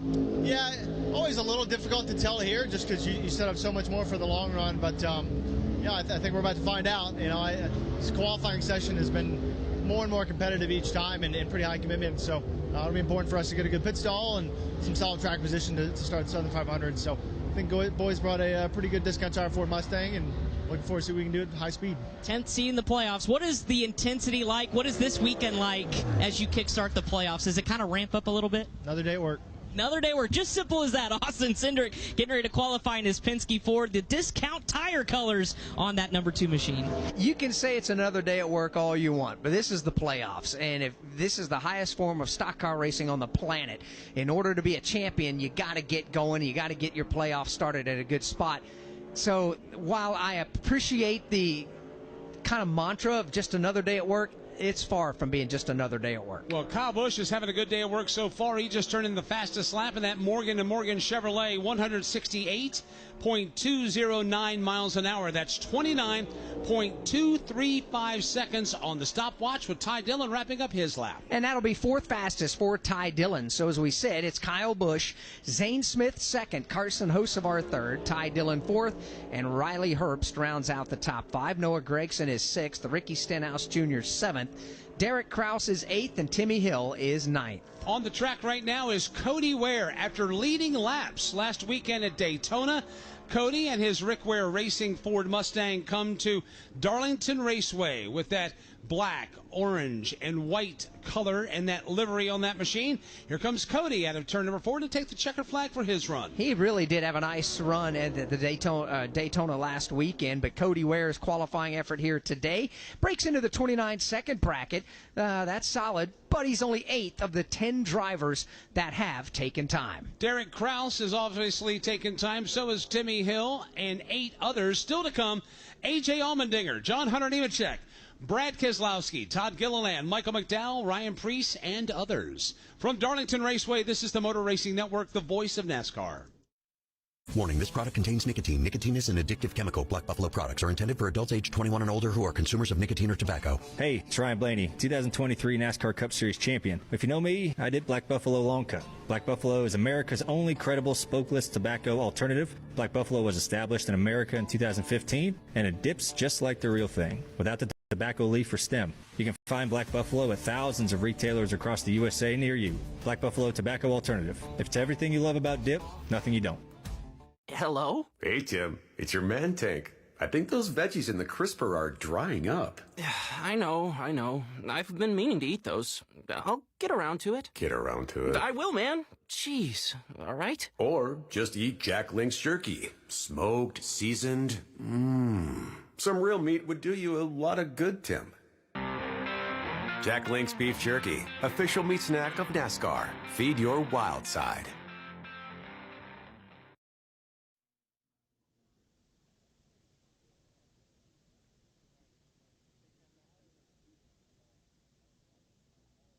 Back at Darlington, practice and qualifying continue. Now into the qualifying phase for the Cookout Southern 500. Let's get the thoughts of the defending NASCAR Cup Series champion with Steve Post. Reigning champ Joey Logano getting ready to go for a qualifying run.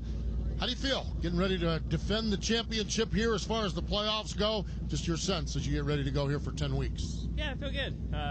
And I think in practice we were good on the short run there. Got a little work to do on the long run, but nothing we can't fix. So I feel all right about the weekend and what we got in our Show Penzo Mustang. This racetrack, though, how key is it, this racetrack being the first race of the playoffs? The Southern 500, maybe the most difficult race. Just describe what it's like to have this one kick things off. I mean, why not, right? Why not have the hardest race of the year be the first race of the playoffs? I think it's cool. It's definitely challenging, but that's what makes it so special. So special, that is for sure. That is Joey Logano getting ready to qualify here this afternoon. It is a special place for so many reasons, and it's a track, Mike, that if you're a driver, it's a love-hate relationship. Some love it, some hate it. Some love it to start, hate it at the end, and vice versa. But it really is a unique place that, for a race car driver, I can't imagine. There have been drivers that have taken to this place that you didn't really think would, and then you have drivers that you thought would that didn't, like Richard Petty. Of all the wins that he's had, he's only got 1 or 2 here at Darlington, where Jeff Gordon's got 6, Dale Earnhardt's got 9, and you've got all that. It's just amazing. This track will test the best in the business in different ways. The crew chiefs will be tested, the drivers will be tested, even the mechanics, and over-the-wall pit crew. Tomorrow night's race will be the most endurance for the pit crew members, because we could have 10, 12, 13, 14 pit stops tomorrow night, and that puts them through their paces repeatedly over and over and over again. No chance to rest down there, because you have to be ready to spring into action, because the wall can reach out and slap you around, force you to come to pit lane, let alone having to make pit stops. And we expect pit stops every 40, 50 laps or so in tomorrow's race, regardless if we're under green flag conditions or not. A.J. Allmendinger to the top of the leaderboard, 168.215 miles an hour, 29.234 seconds on the stopwatch. John Hunter Nemechek is on the green flag right now. And he's got that green and white Pi Baker fire extinguisher Toyota from Legacy Motor Club on the racetrack. It works its way down the Boeing backstretch. John Hunter Nemechek is a driver that has really begun to find some strides here with Legacy Motor Club here over the summer stretch. Let's see where his qualifying effort can be. Jimmy Johnson has made no bones about they want to get better, and they are attempting to do that with new personnel and new direction of the team. John Hunter, 5th overall, 167.682 miles an hour, 29.327 miles an hour. Yeah, Jimmy's very serious about making Legacy Motor Club a contending team week in and week out. Eric Jones, John Hunter Nemechek, both at the controls of their Toyota Camrys in trying to aid in that enterprise. 12 cars have taken a time so far. The top 6 are all faster than last year's pole-winning speed by Bubba Wallace. So they're getting around this track at a pretty good clip. Brad Keselowski on the track as we check in with Steve Post. Our Richmond race winner is Austin Dillon. Same paint scheme, the Winchester colors, as well as Bass Pro Shop on the Chevy. Austin, how's your race car feel? Really quite solid in race trim. I'd love to get a solid lap here in qualifying to see where we end up, but really happy with the pace of the 3 car today and what we have for the race. We shall see. It's been a good racetrack for Austin Dillon. Have a good qualifying effort, followed by a good run tomorrow night in the Coca-Cola 600. Alex, earlier this week, I went down the rabbit hole of old YouTube videos and Facebook reels and all that stuff, and a lot of them contained the legendary number 3 car, Dale Earnhardt in the Goodwrench Chevrolet. Yeah, he's one of them that you can really watch and continue to marvel at some of the things he was able to accomplish in the world of NASCAR racing, and some of the things lap after lap he was able to do and work race cars around the track. Simply magical, as we miss Dale Earnhardt for sure, as the checkered flag is in the air for the pickle car, the Grillo's pickle car. Todd Gilliland 5th right now on the leaderboard. Let's talk to the driver that was quickest in the Group 2 cars in practice. Bubba Wallace is with Chris. And Bubba Wallace has the U.S. Air Force colors on. Bubba, you feel like flying today here in qualifying? Yeah, I do. This place is, here in Dover are 2 of the toughest places to go switch your mode to qualifying, but appreciate everybody on the U.S. Air Force Camry. Really, really fast out of the gates, so now we got to fine-tune it and not get too much, but not lay over as well, so it'll be a fun day. What was the biggest thing you learned in qualifying that maybe you'll take to tomorrow? I think for practice. Yeah. Every time you show up here, you're just working on more rhythm and more pace with that rhythm, right? And so, yeah, I feel like we got good rhythm, good pace. So build the rhythm, build the rhyme. There you go. It's Darlington time. We'll finish that rhyme there for Bubba Wallace as he climbs aboard. We'll see what he has. Good long run speed. Time to go qualifying, though, for Bubba. Michael McDowell, 4th fastest on the leaderboard as he just got his lap in. A.J. Allmendinger still the best right now, followed by Kyle Busch, Zane Smith, Michael McDowell, Carson Hocevar, as Ryan Preece has his RFK Ford Mustang Dark Horse on the racetrack. Cole Custer still to come. Ty Gibbs, Justin Haley, Eric Jones, Chris Buescher, Daniel Suarez, and others still to qualify for the Cookout Southern 500. 1 lap and 1 lap only. So you go from practicing with what, 30, 40 lap old tires, then you bolt on a fresh set of Goodyears, and Brad Keselowski told us earlier, Alex, that this is a different commitment level for this 1 lap and 1 lap only. Now, they will take these tires off, and then they'll have them in the reserve set, right? They'll have that set of qualifying scuffs to put on at some point in the race tomorrow. But 12 sets plus these that they're using, 13 sets to get you through. 14 overall because they just burned 1 up here in the practice session. Ideally, in tomorrow night's Southern 500, you would not want to put on this 1 lap old set of scuffs. 1 lap at Darlington Raceway at speed is certainly enough to wear the tires just a bit and have you at a disadvantage to the competition. But who knows how it'll play out tomorrow night. They may have to put on this set. If you get a 15-lap run to an end of a stage or something like that coming out of a caution, we may see the scuffs go on. Cole Custer, top of the leaderboard, 168.434 miles an hour, 29.196, and Cole is the fastest of the 17 that have taken time so far.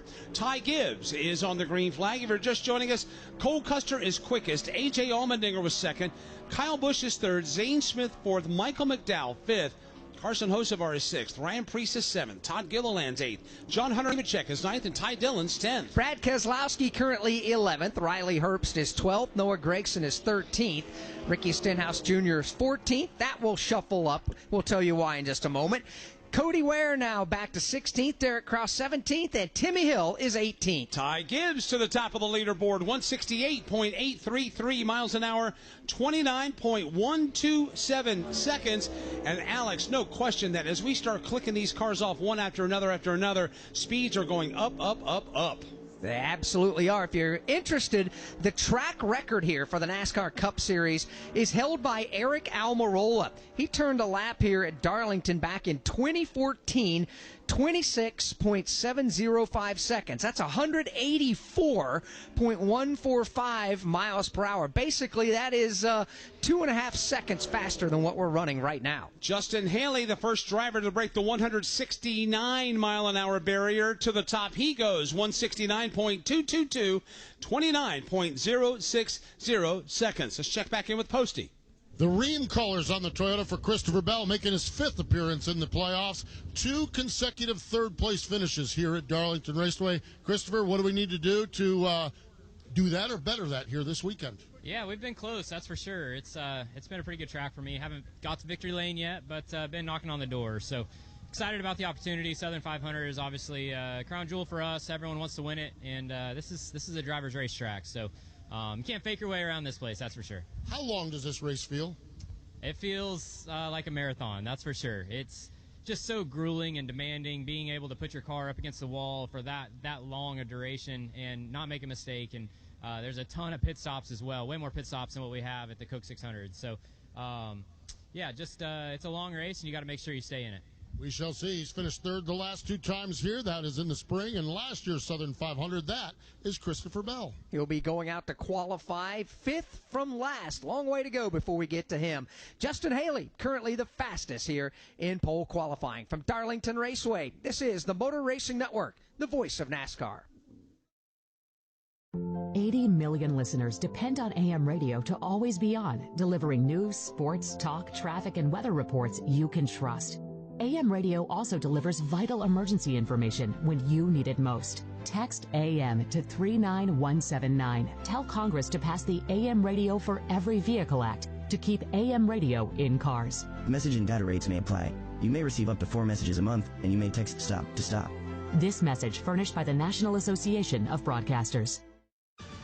Go behind the scenes and into the garages of the sport's top teams and drivers on NASCAR Hot Pass. You know, if you win, then your problems are likely solved. There's going to be issues with track limits in the S's, right? Because they're just tight. A normal occurrence is qualifying from 28th to 32nd. That's just something we're going to continue to keep on working on. It's the latest information you want to know on NASCAR Hot Pass. Weekdays on the Motor Racing Network.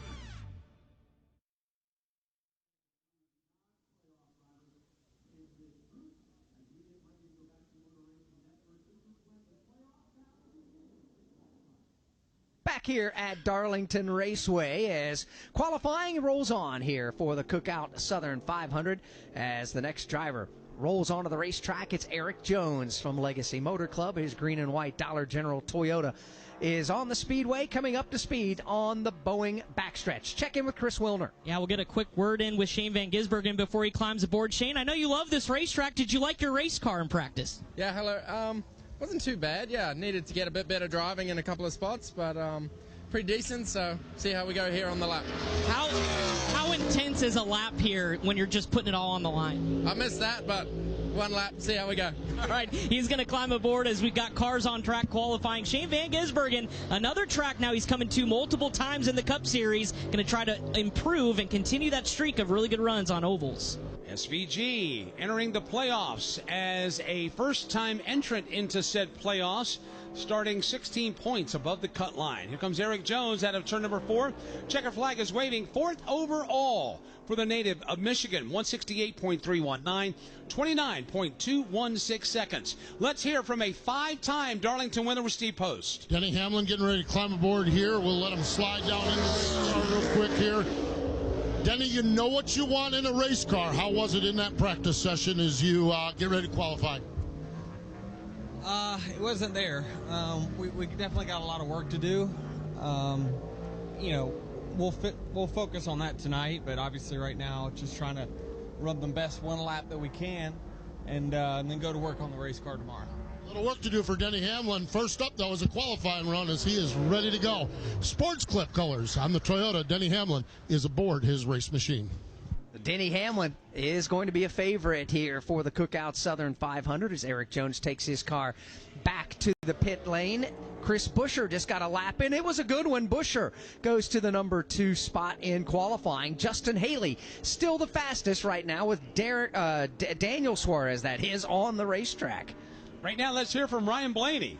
Yeah, Ryan Blaney will be the very last car to qualify here at Darlington, and we appreciate the highlighter yellow Menards colors. Easy to spot on the racetrack as it is as fast as it looks. Yeah, it's definitely easy to spot, and yeah, felt pretty good about our car in practice, and you know, got some laps in clean air, and then kind of ran up on some cars and got to feel, you know, how it was kind of in traffic and things like that. But yeah, I thought it was a pretty decent practice for us. Kind of interested in being so early, right? You're trying to figure out, all right, might be around this temp tomorrow, 100 laps in the race, right? So it's trying to just figure that out. But the overall solid race car, and hopefully we can qualify well and have a good spot for tomorrow. As you chase the second championship and the playoffs start this weekend, what is it like starting it on such a marquee weekend like the Southern 500? Yeah, it's a great place to start.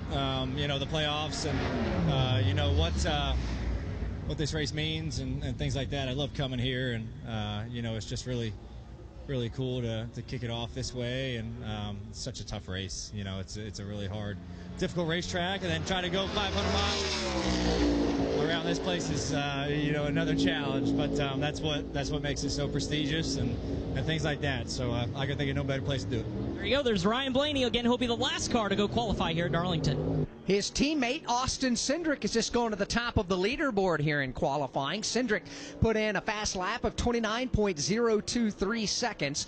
169.438 miles per hour is the average speed around the Darlington Raceway. Alex Bowman has just taken the checkered flag. Whoa, 15th overall. Wasn't looking for that. 168.014, 29.269 seconds.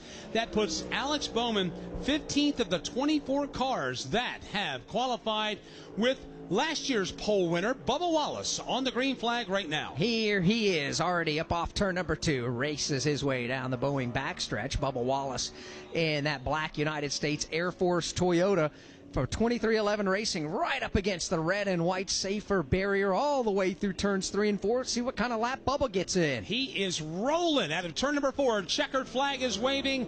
Bubba Wallace to the top of the leaderboard. 169.660 miles an hour, 28.985 seconds. The only driver, Alex, in 28-second territory. And that is a big, big lap put down by Bubba Wallace for the rest of the field to shoot at now to try to knock him off the top of the leaderboard. The next driver to try that is going to be Joey Logano.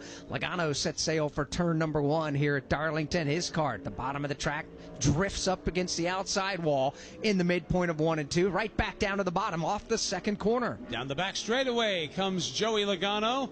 Joey enters this playoffs his 12th attempt.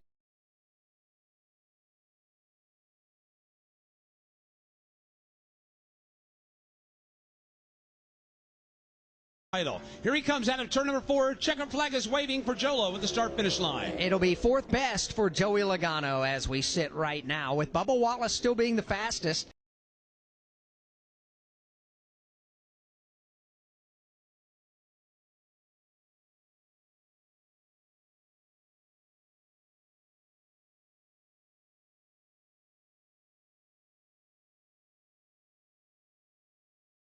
Cut line, 15th of the 16th seed, -2 to the cut. And right now, here's Austin Dillon on the racetrack, just looking to get something good going. By the way, in case you're curious, the top 16 have already been put into place. The bottom 4 right now are Josh Berry, Tyler Reddick, Austin Dillon, and Alex Bowman.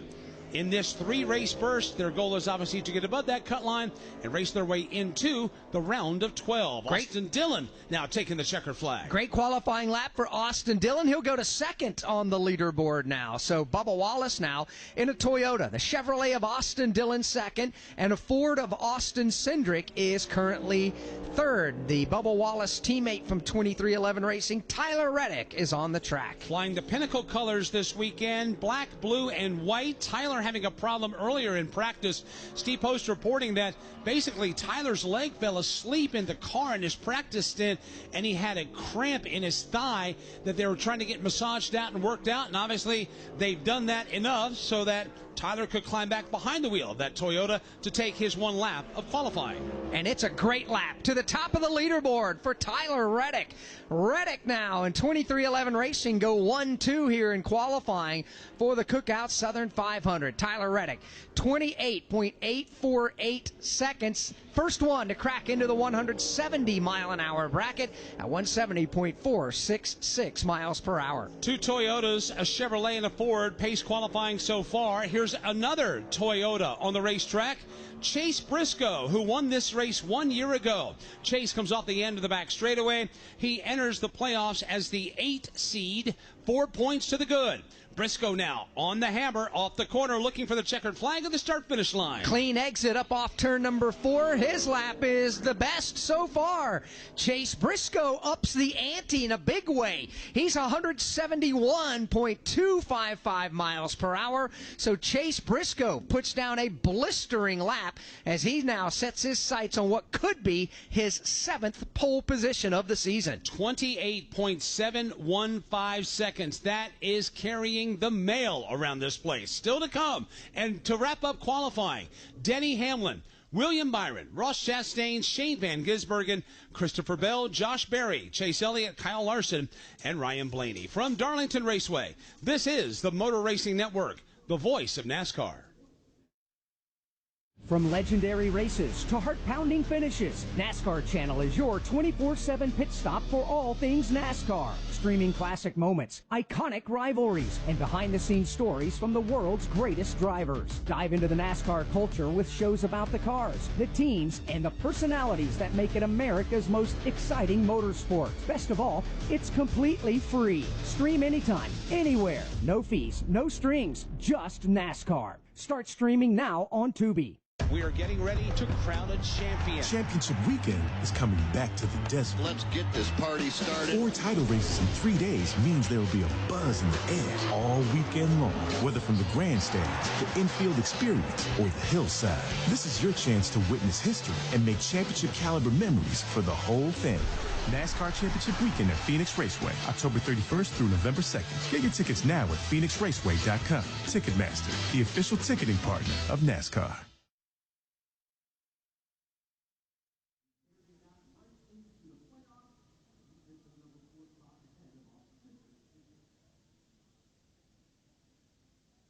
Back at Darlington Raceway, getting ready to put a bow on qualifying for the Cookout Southern 500. Chase Briscoe has just gone to the top of the leaderboard. We'll check in with Chase in a moment. First, let's talk with the driver that is now second in the proceedings, Tyler Reddick. Yeah, and Mikey just offered some words with Chase Briscoe, so knocked off the pole. But first, I got to ask you, how's the leg? I know you were getting that massaged out and fell asleep a little bit. How you feeling? Yeah, it's getting better. Sometimes it's something I fight in the car. Don't know why. But, yeah, just try and manage it. Shouldn't be a problem tomorrow. Qualifying speed so far so good, at least for the front row. What is the optimism going into tomorrow in a grueling 500 miles? Yeah, Darlington has been a place for me over the years that, we qualify good. I'm hoping this holds on for somewhere in the top 5. But yeah, it's just a place where we typically run really good all day long, and qualifying is always important. So, yeah, for me, this is a place I always love coming to, and I'm really glad it's back in the playoffs. All right, that's Tyler Reddick, and good to see that leg is A-OK. Got it massaged before qualifying and currently sits second on the speed charts. As he will sit and patiently wait this out, as he's currently second behind Chase Briscoe. Briscoe drives for Joe Gibbs Racing. Denny Hamlin is now getting ready to take the green flag. He, too, comes out of the JGR stables. Looking for his 6th win at Darlington Raceway overall. He, no doubt, is a Darlington OG, as it were. He is on the green flag right now, and currently 3 Toyotas pace qualifying. Briscoe, Reddick, and Bubba Wallace. The highest Chevrolet is Austin Dillon in 4th. The highest Ford belongs to Austin Cindric and Team Penske, who now sits 5th on the leaderboard. So Denny Hamlin takes it to the outside of turns 3 and 4, right up against the red and white safer barrier to driver's right. Hammer down up off turn number 4 to see what Hamlin can do in his qualifying lap. Denny Hamlin to the top of the leaderboard. Wow, 171.381 miles an hour, 28.694 seconds. Make that 4 Toyotas pacing qualifying here in Darlington. And Denny really picked it up from the midpoint of turns 3 and 4 to the start-finish line is where he really rocketed and got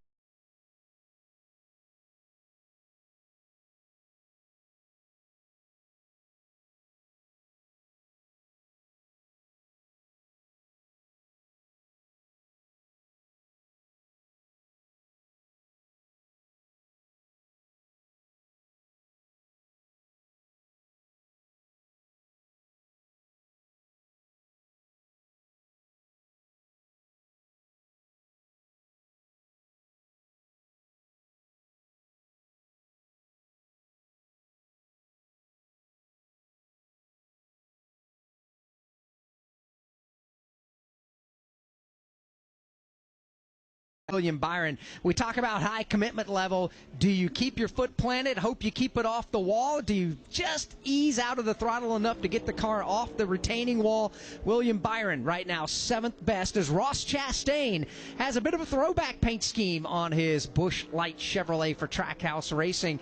He's got a little nod to days gone by here as he makes his way into turn number 3. Of course, Ross will be joining us on the NASCAR Racing Network at 11:30 a.m. Eastern Time. He'll be our analyst for the NASCAR Craftsman Truck Series Sober or Slammer 200. Let's see what Ross does as he completes his lap of record in qualifying and takes the checkered flag. He is going to be the best. That's not a Toyota. He's 4th best right now is Ross Chastain with the Toyotas of Hamlin, Briscoe, and Reddick in front of him. Chastain, good lap to 4th, and a Toyota Bubba Wallace is currently 5th. Shane Van Gisbergen is on the racetrack. He just took the green flag, and after SVG, 5 drivers remain. Christopher Bell, Josh Berry, Chase Elliott, Kyle Larson, and Ryan Blaney. And qualifying for the Cookout Southern 500 will be over. Shane Van Gisbergen running for Rookie of the Year here in 2025. Is it a lock? Is he going to win this Rookie of the Year? I think that's safe to say. 4 wins coming into the final 10, not knowing what he could potentially do going forward. I would say yes, he would lock that up. I would say so. Right now, he is going to slide into the 16th spot in qualifying for the Cookout Southern 500 with just a handful of cars remaining. Christopher Bell, another Joe Gibbs Racing Toyota, now takes the green flag. C. Bell, the Norman, Oklahoma native, takes it down into turn number 1. Talk about an up and down year. Remember, race 2, he won his first race, then won 3 in a row. Then they went on a burst of continual top 10s. The summer's not been kind to C. Bell, Adam Stevens, and that Toyota team. Matter of fact, Christopher telling us a couple of days ago in media days that they welcome the reset. They welcome the opportunity to basically collect their thoughts, collect themselves, and try to win a championship. Here he comes off the corner and completing his qualifying lap. He'll go to the number 5 spot in the running order right now. That means there are 5 Toyotas in the top 6 as we sit right now. Denny Hamlin still the best. Chase Briscoe 2nd. Tyler Reddick 3rd. Ross Chastain in the Chevrolet is 4th. And then Christopher Bell rounds out the top 5. Josh Berry is on the racetrack. And Alex, I remember growing up watching Darlington races from the 70s and 80s, and it's hard to look past that Wood Brothers livery, that legendary red and white with the gold 21 on the side. David Pearson brought that to glory back in the day. Other drivers did as well. Now it's Josh Berry's turn to do the same. Checkered flag is out for Josh Berry. It is going to be a really good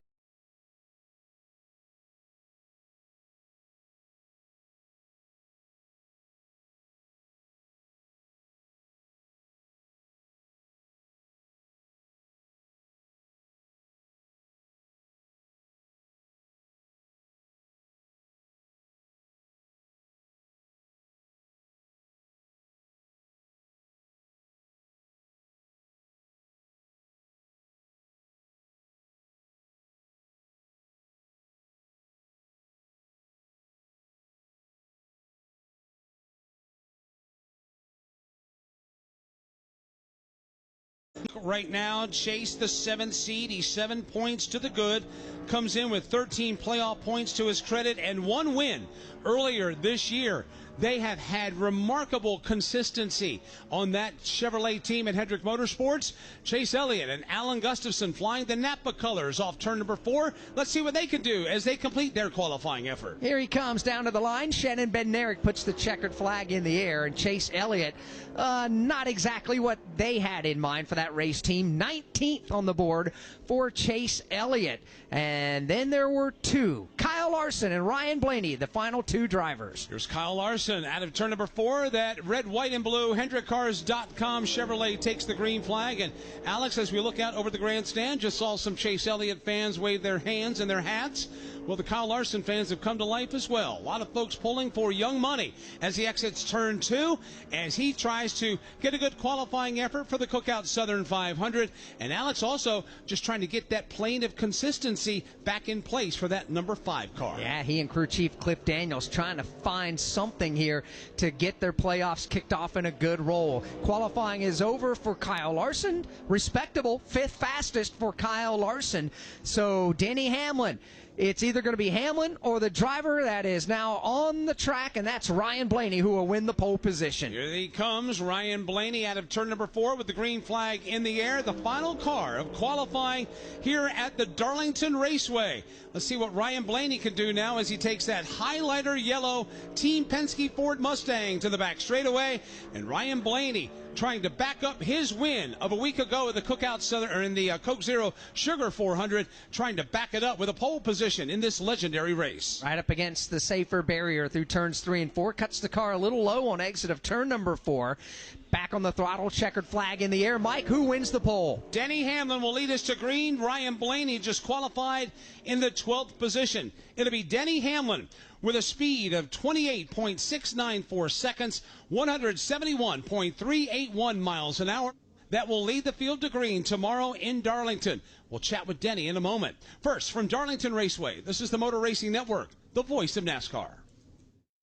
Kansas. Here we go. Second half today. You just don't stop giving, do you? Green flag, we're underway. The closest finish in NASCAR Cup Series history. Finish, boys. Close to downtown, amazing campgrounds, 3 NASCAR races in one weekend, and it's the playoffs. God can't drive. Now you're just showing off. But we're not mad. In fact, we're looking forward to it. NASCAR Playoffs Weekend at Kansas Speedway, September 26th through the 28th. Get your tickets now at kansasspeedway.com. Looking for motorsports podcasts you won't find anywhere else? Check out the Motor Racing Network's lineup of exclusive podcasts. MRN Classic Races, Junior's Journey, The Many Hats of Jack Roush, Richard Petty, Road to Royalty, 50 Years of MRN, Jeff Gordon, A Colorful Career, and The Tough Trucks of NASCAR. Find these and more MRN exclusive podcasts on podcast providers and MRN.com.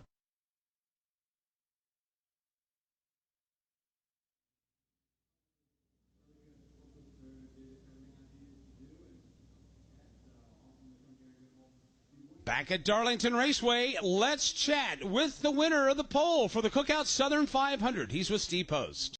171.381 miles per hour, the speed for Denny Hamlin around this historic old racetrack. Talking to Crew Chief Chris Gale down here. Is Denny, you had just one final word with Chris. You had shared with us you were not optimistic about race pace, but did that pole position surprise you, or did you figure maybe you had a shot at it? Well, the team just did an amazing job with their adjustments there for qualifying, and certainly feel as though, if I can get that feel when we go back to race trim, then we're going to be great. So we got a long way to go, but we can get there, and certainly feel like that was a great step in the right direction. First pit box, track position. How important is that as you guys start to process getting this car ready to go? What's the luxury of having that, I guess? Yeah, it's a great luxury for the pit crew. They're honestly got a great group of guys that is ready for the task of having that pit box. So it just allows you to continue to gain a spot or two if you do lose it under green. And so big advantage. We'll take it. Congratulations. Thank you. 45th time in his career, Denny Hamlin wins a pole here in the NASCAR Cup Series. He'll lead us to green in the Cookout Southern 500 tomorrow afternoon. We invite you to join us for our live coverage of the Cookout Southern 500. NASCAR Live Race Day on the air, 5 p.m. Eastern Time tomorrow. Now, our attention turns to the NASCAR Craftsman Truck Series, the Sober or Slammer 200. NASCAR Racing Network will have live coverage beginning at 11:30 a.m. Eastern Time. For Steve Post and Chris Wilner in the pits, my broadcasting partner, Alex Hayden, I'm Mike Bagley. Thank you so much for joining us this morning from Darlington, where we congratulate Denny Hamlin as he has won the pole for the Cookout Southern 500 at the Darlington Raceway. Motor Racing Network's coverage of practice and pole qualifying for the Cookout Southern 500 has come to you from Darlington Raceway. Presented on MRN by E3 Spark Plugs. Powerful and fuel efficient. Find E3 at your nearest auto parts store. Our coverage from Darlington Raceway has come to you under an exclusive radio license granted by Darlington Raceway to the Motor Racing Network, solely for the non-commercial use of our listening audience. Any use of the descriptions and accounts of this event without the express written permission of the Motor Racing Network is prohibited. Today's broadcast was directed by Trey Downey, associate producer Pat Jaggers, broadcast engineer Steve Fridley, studio engineer Andy Pachenik, audio engineer Craig Moore. The president of MRN is Chris Schwartz. Follow NASCAR every day at MRN.com. This broadcast was a production of the Motor Racing Network.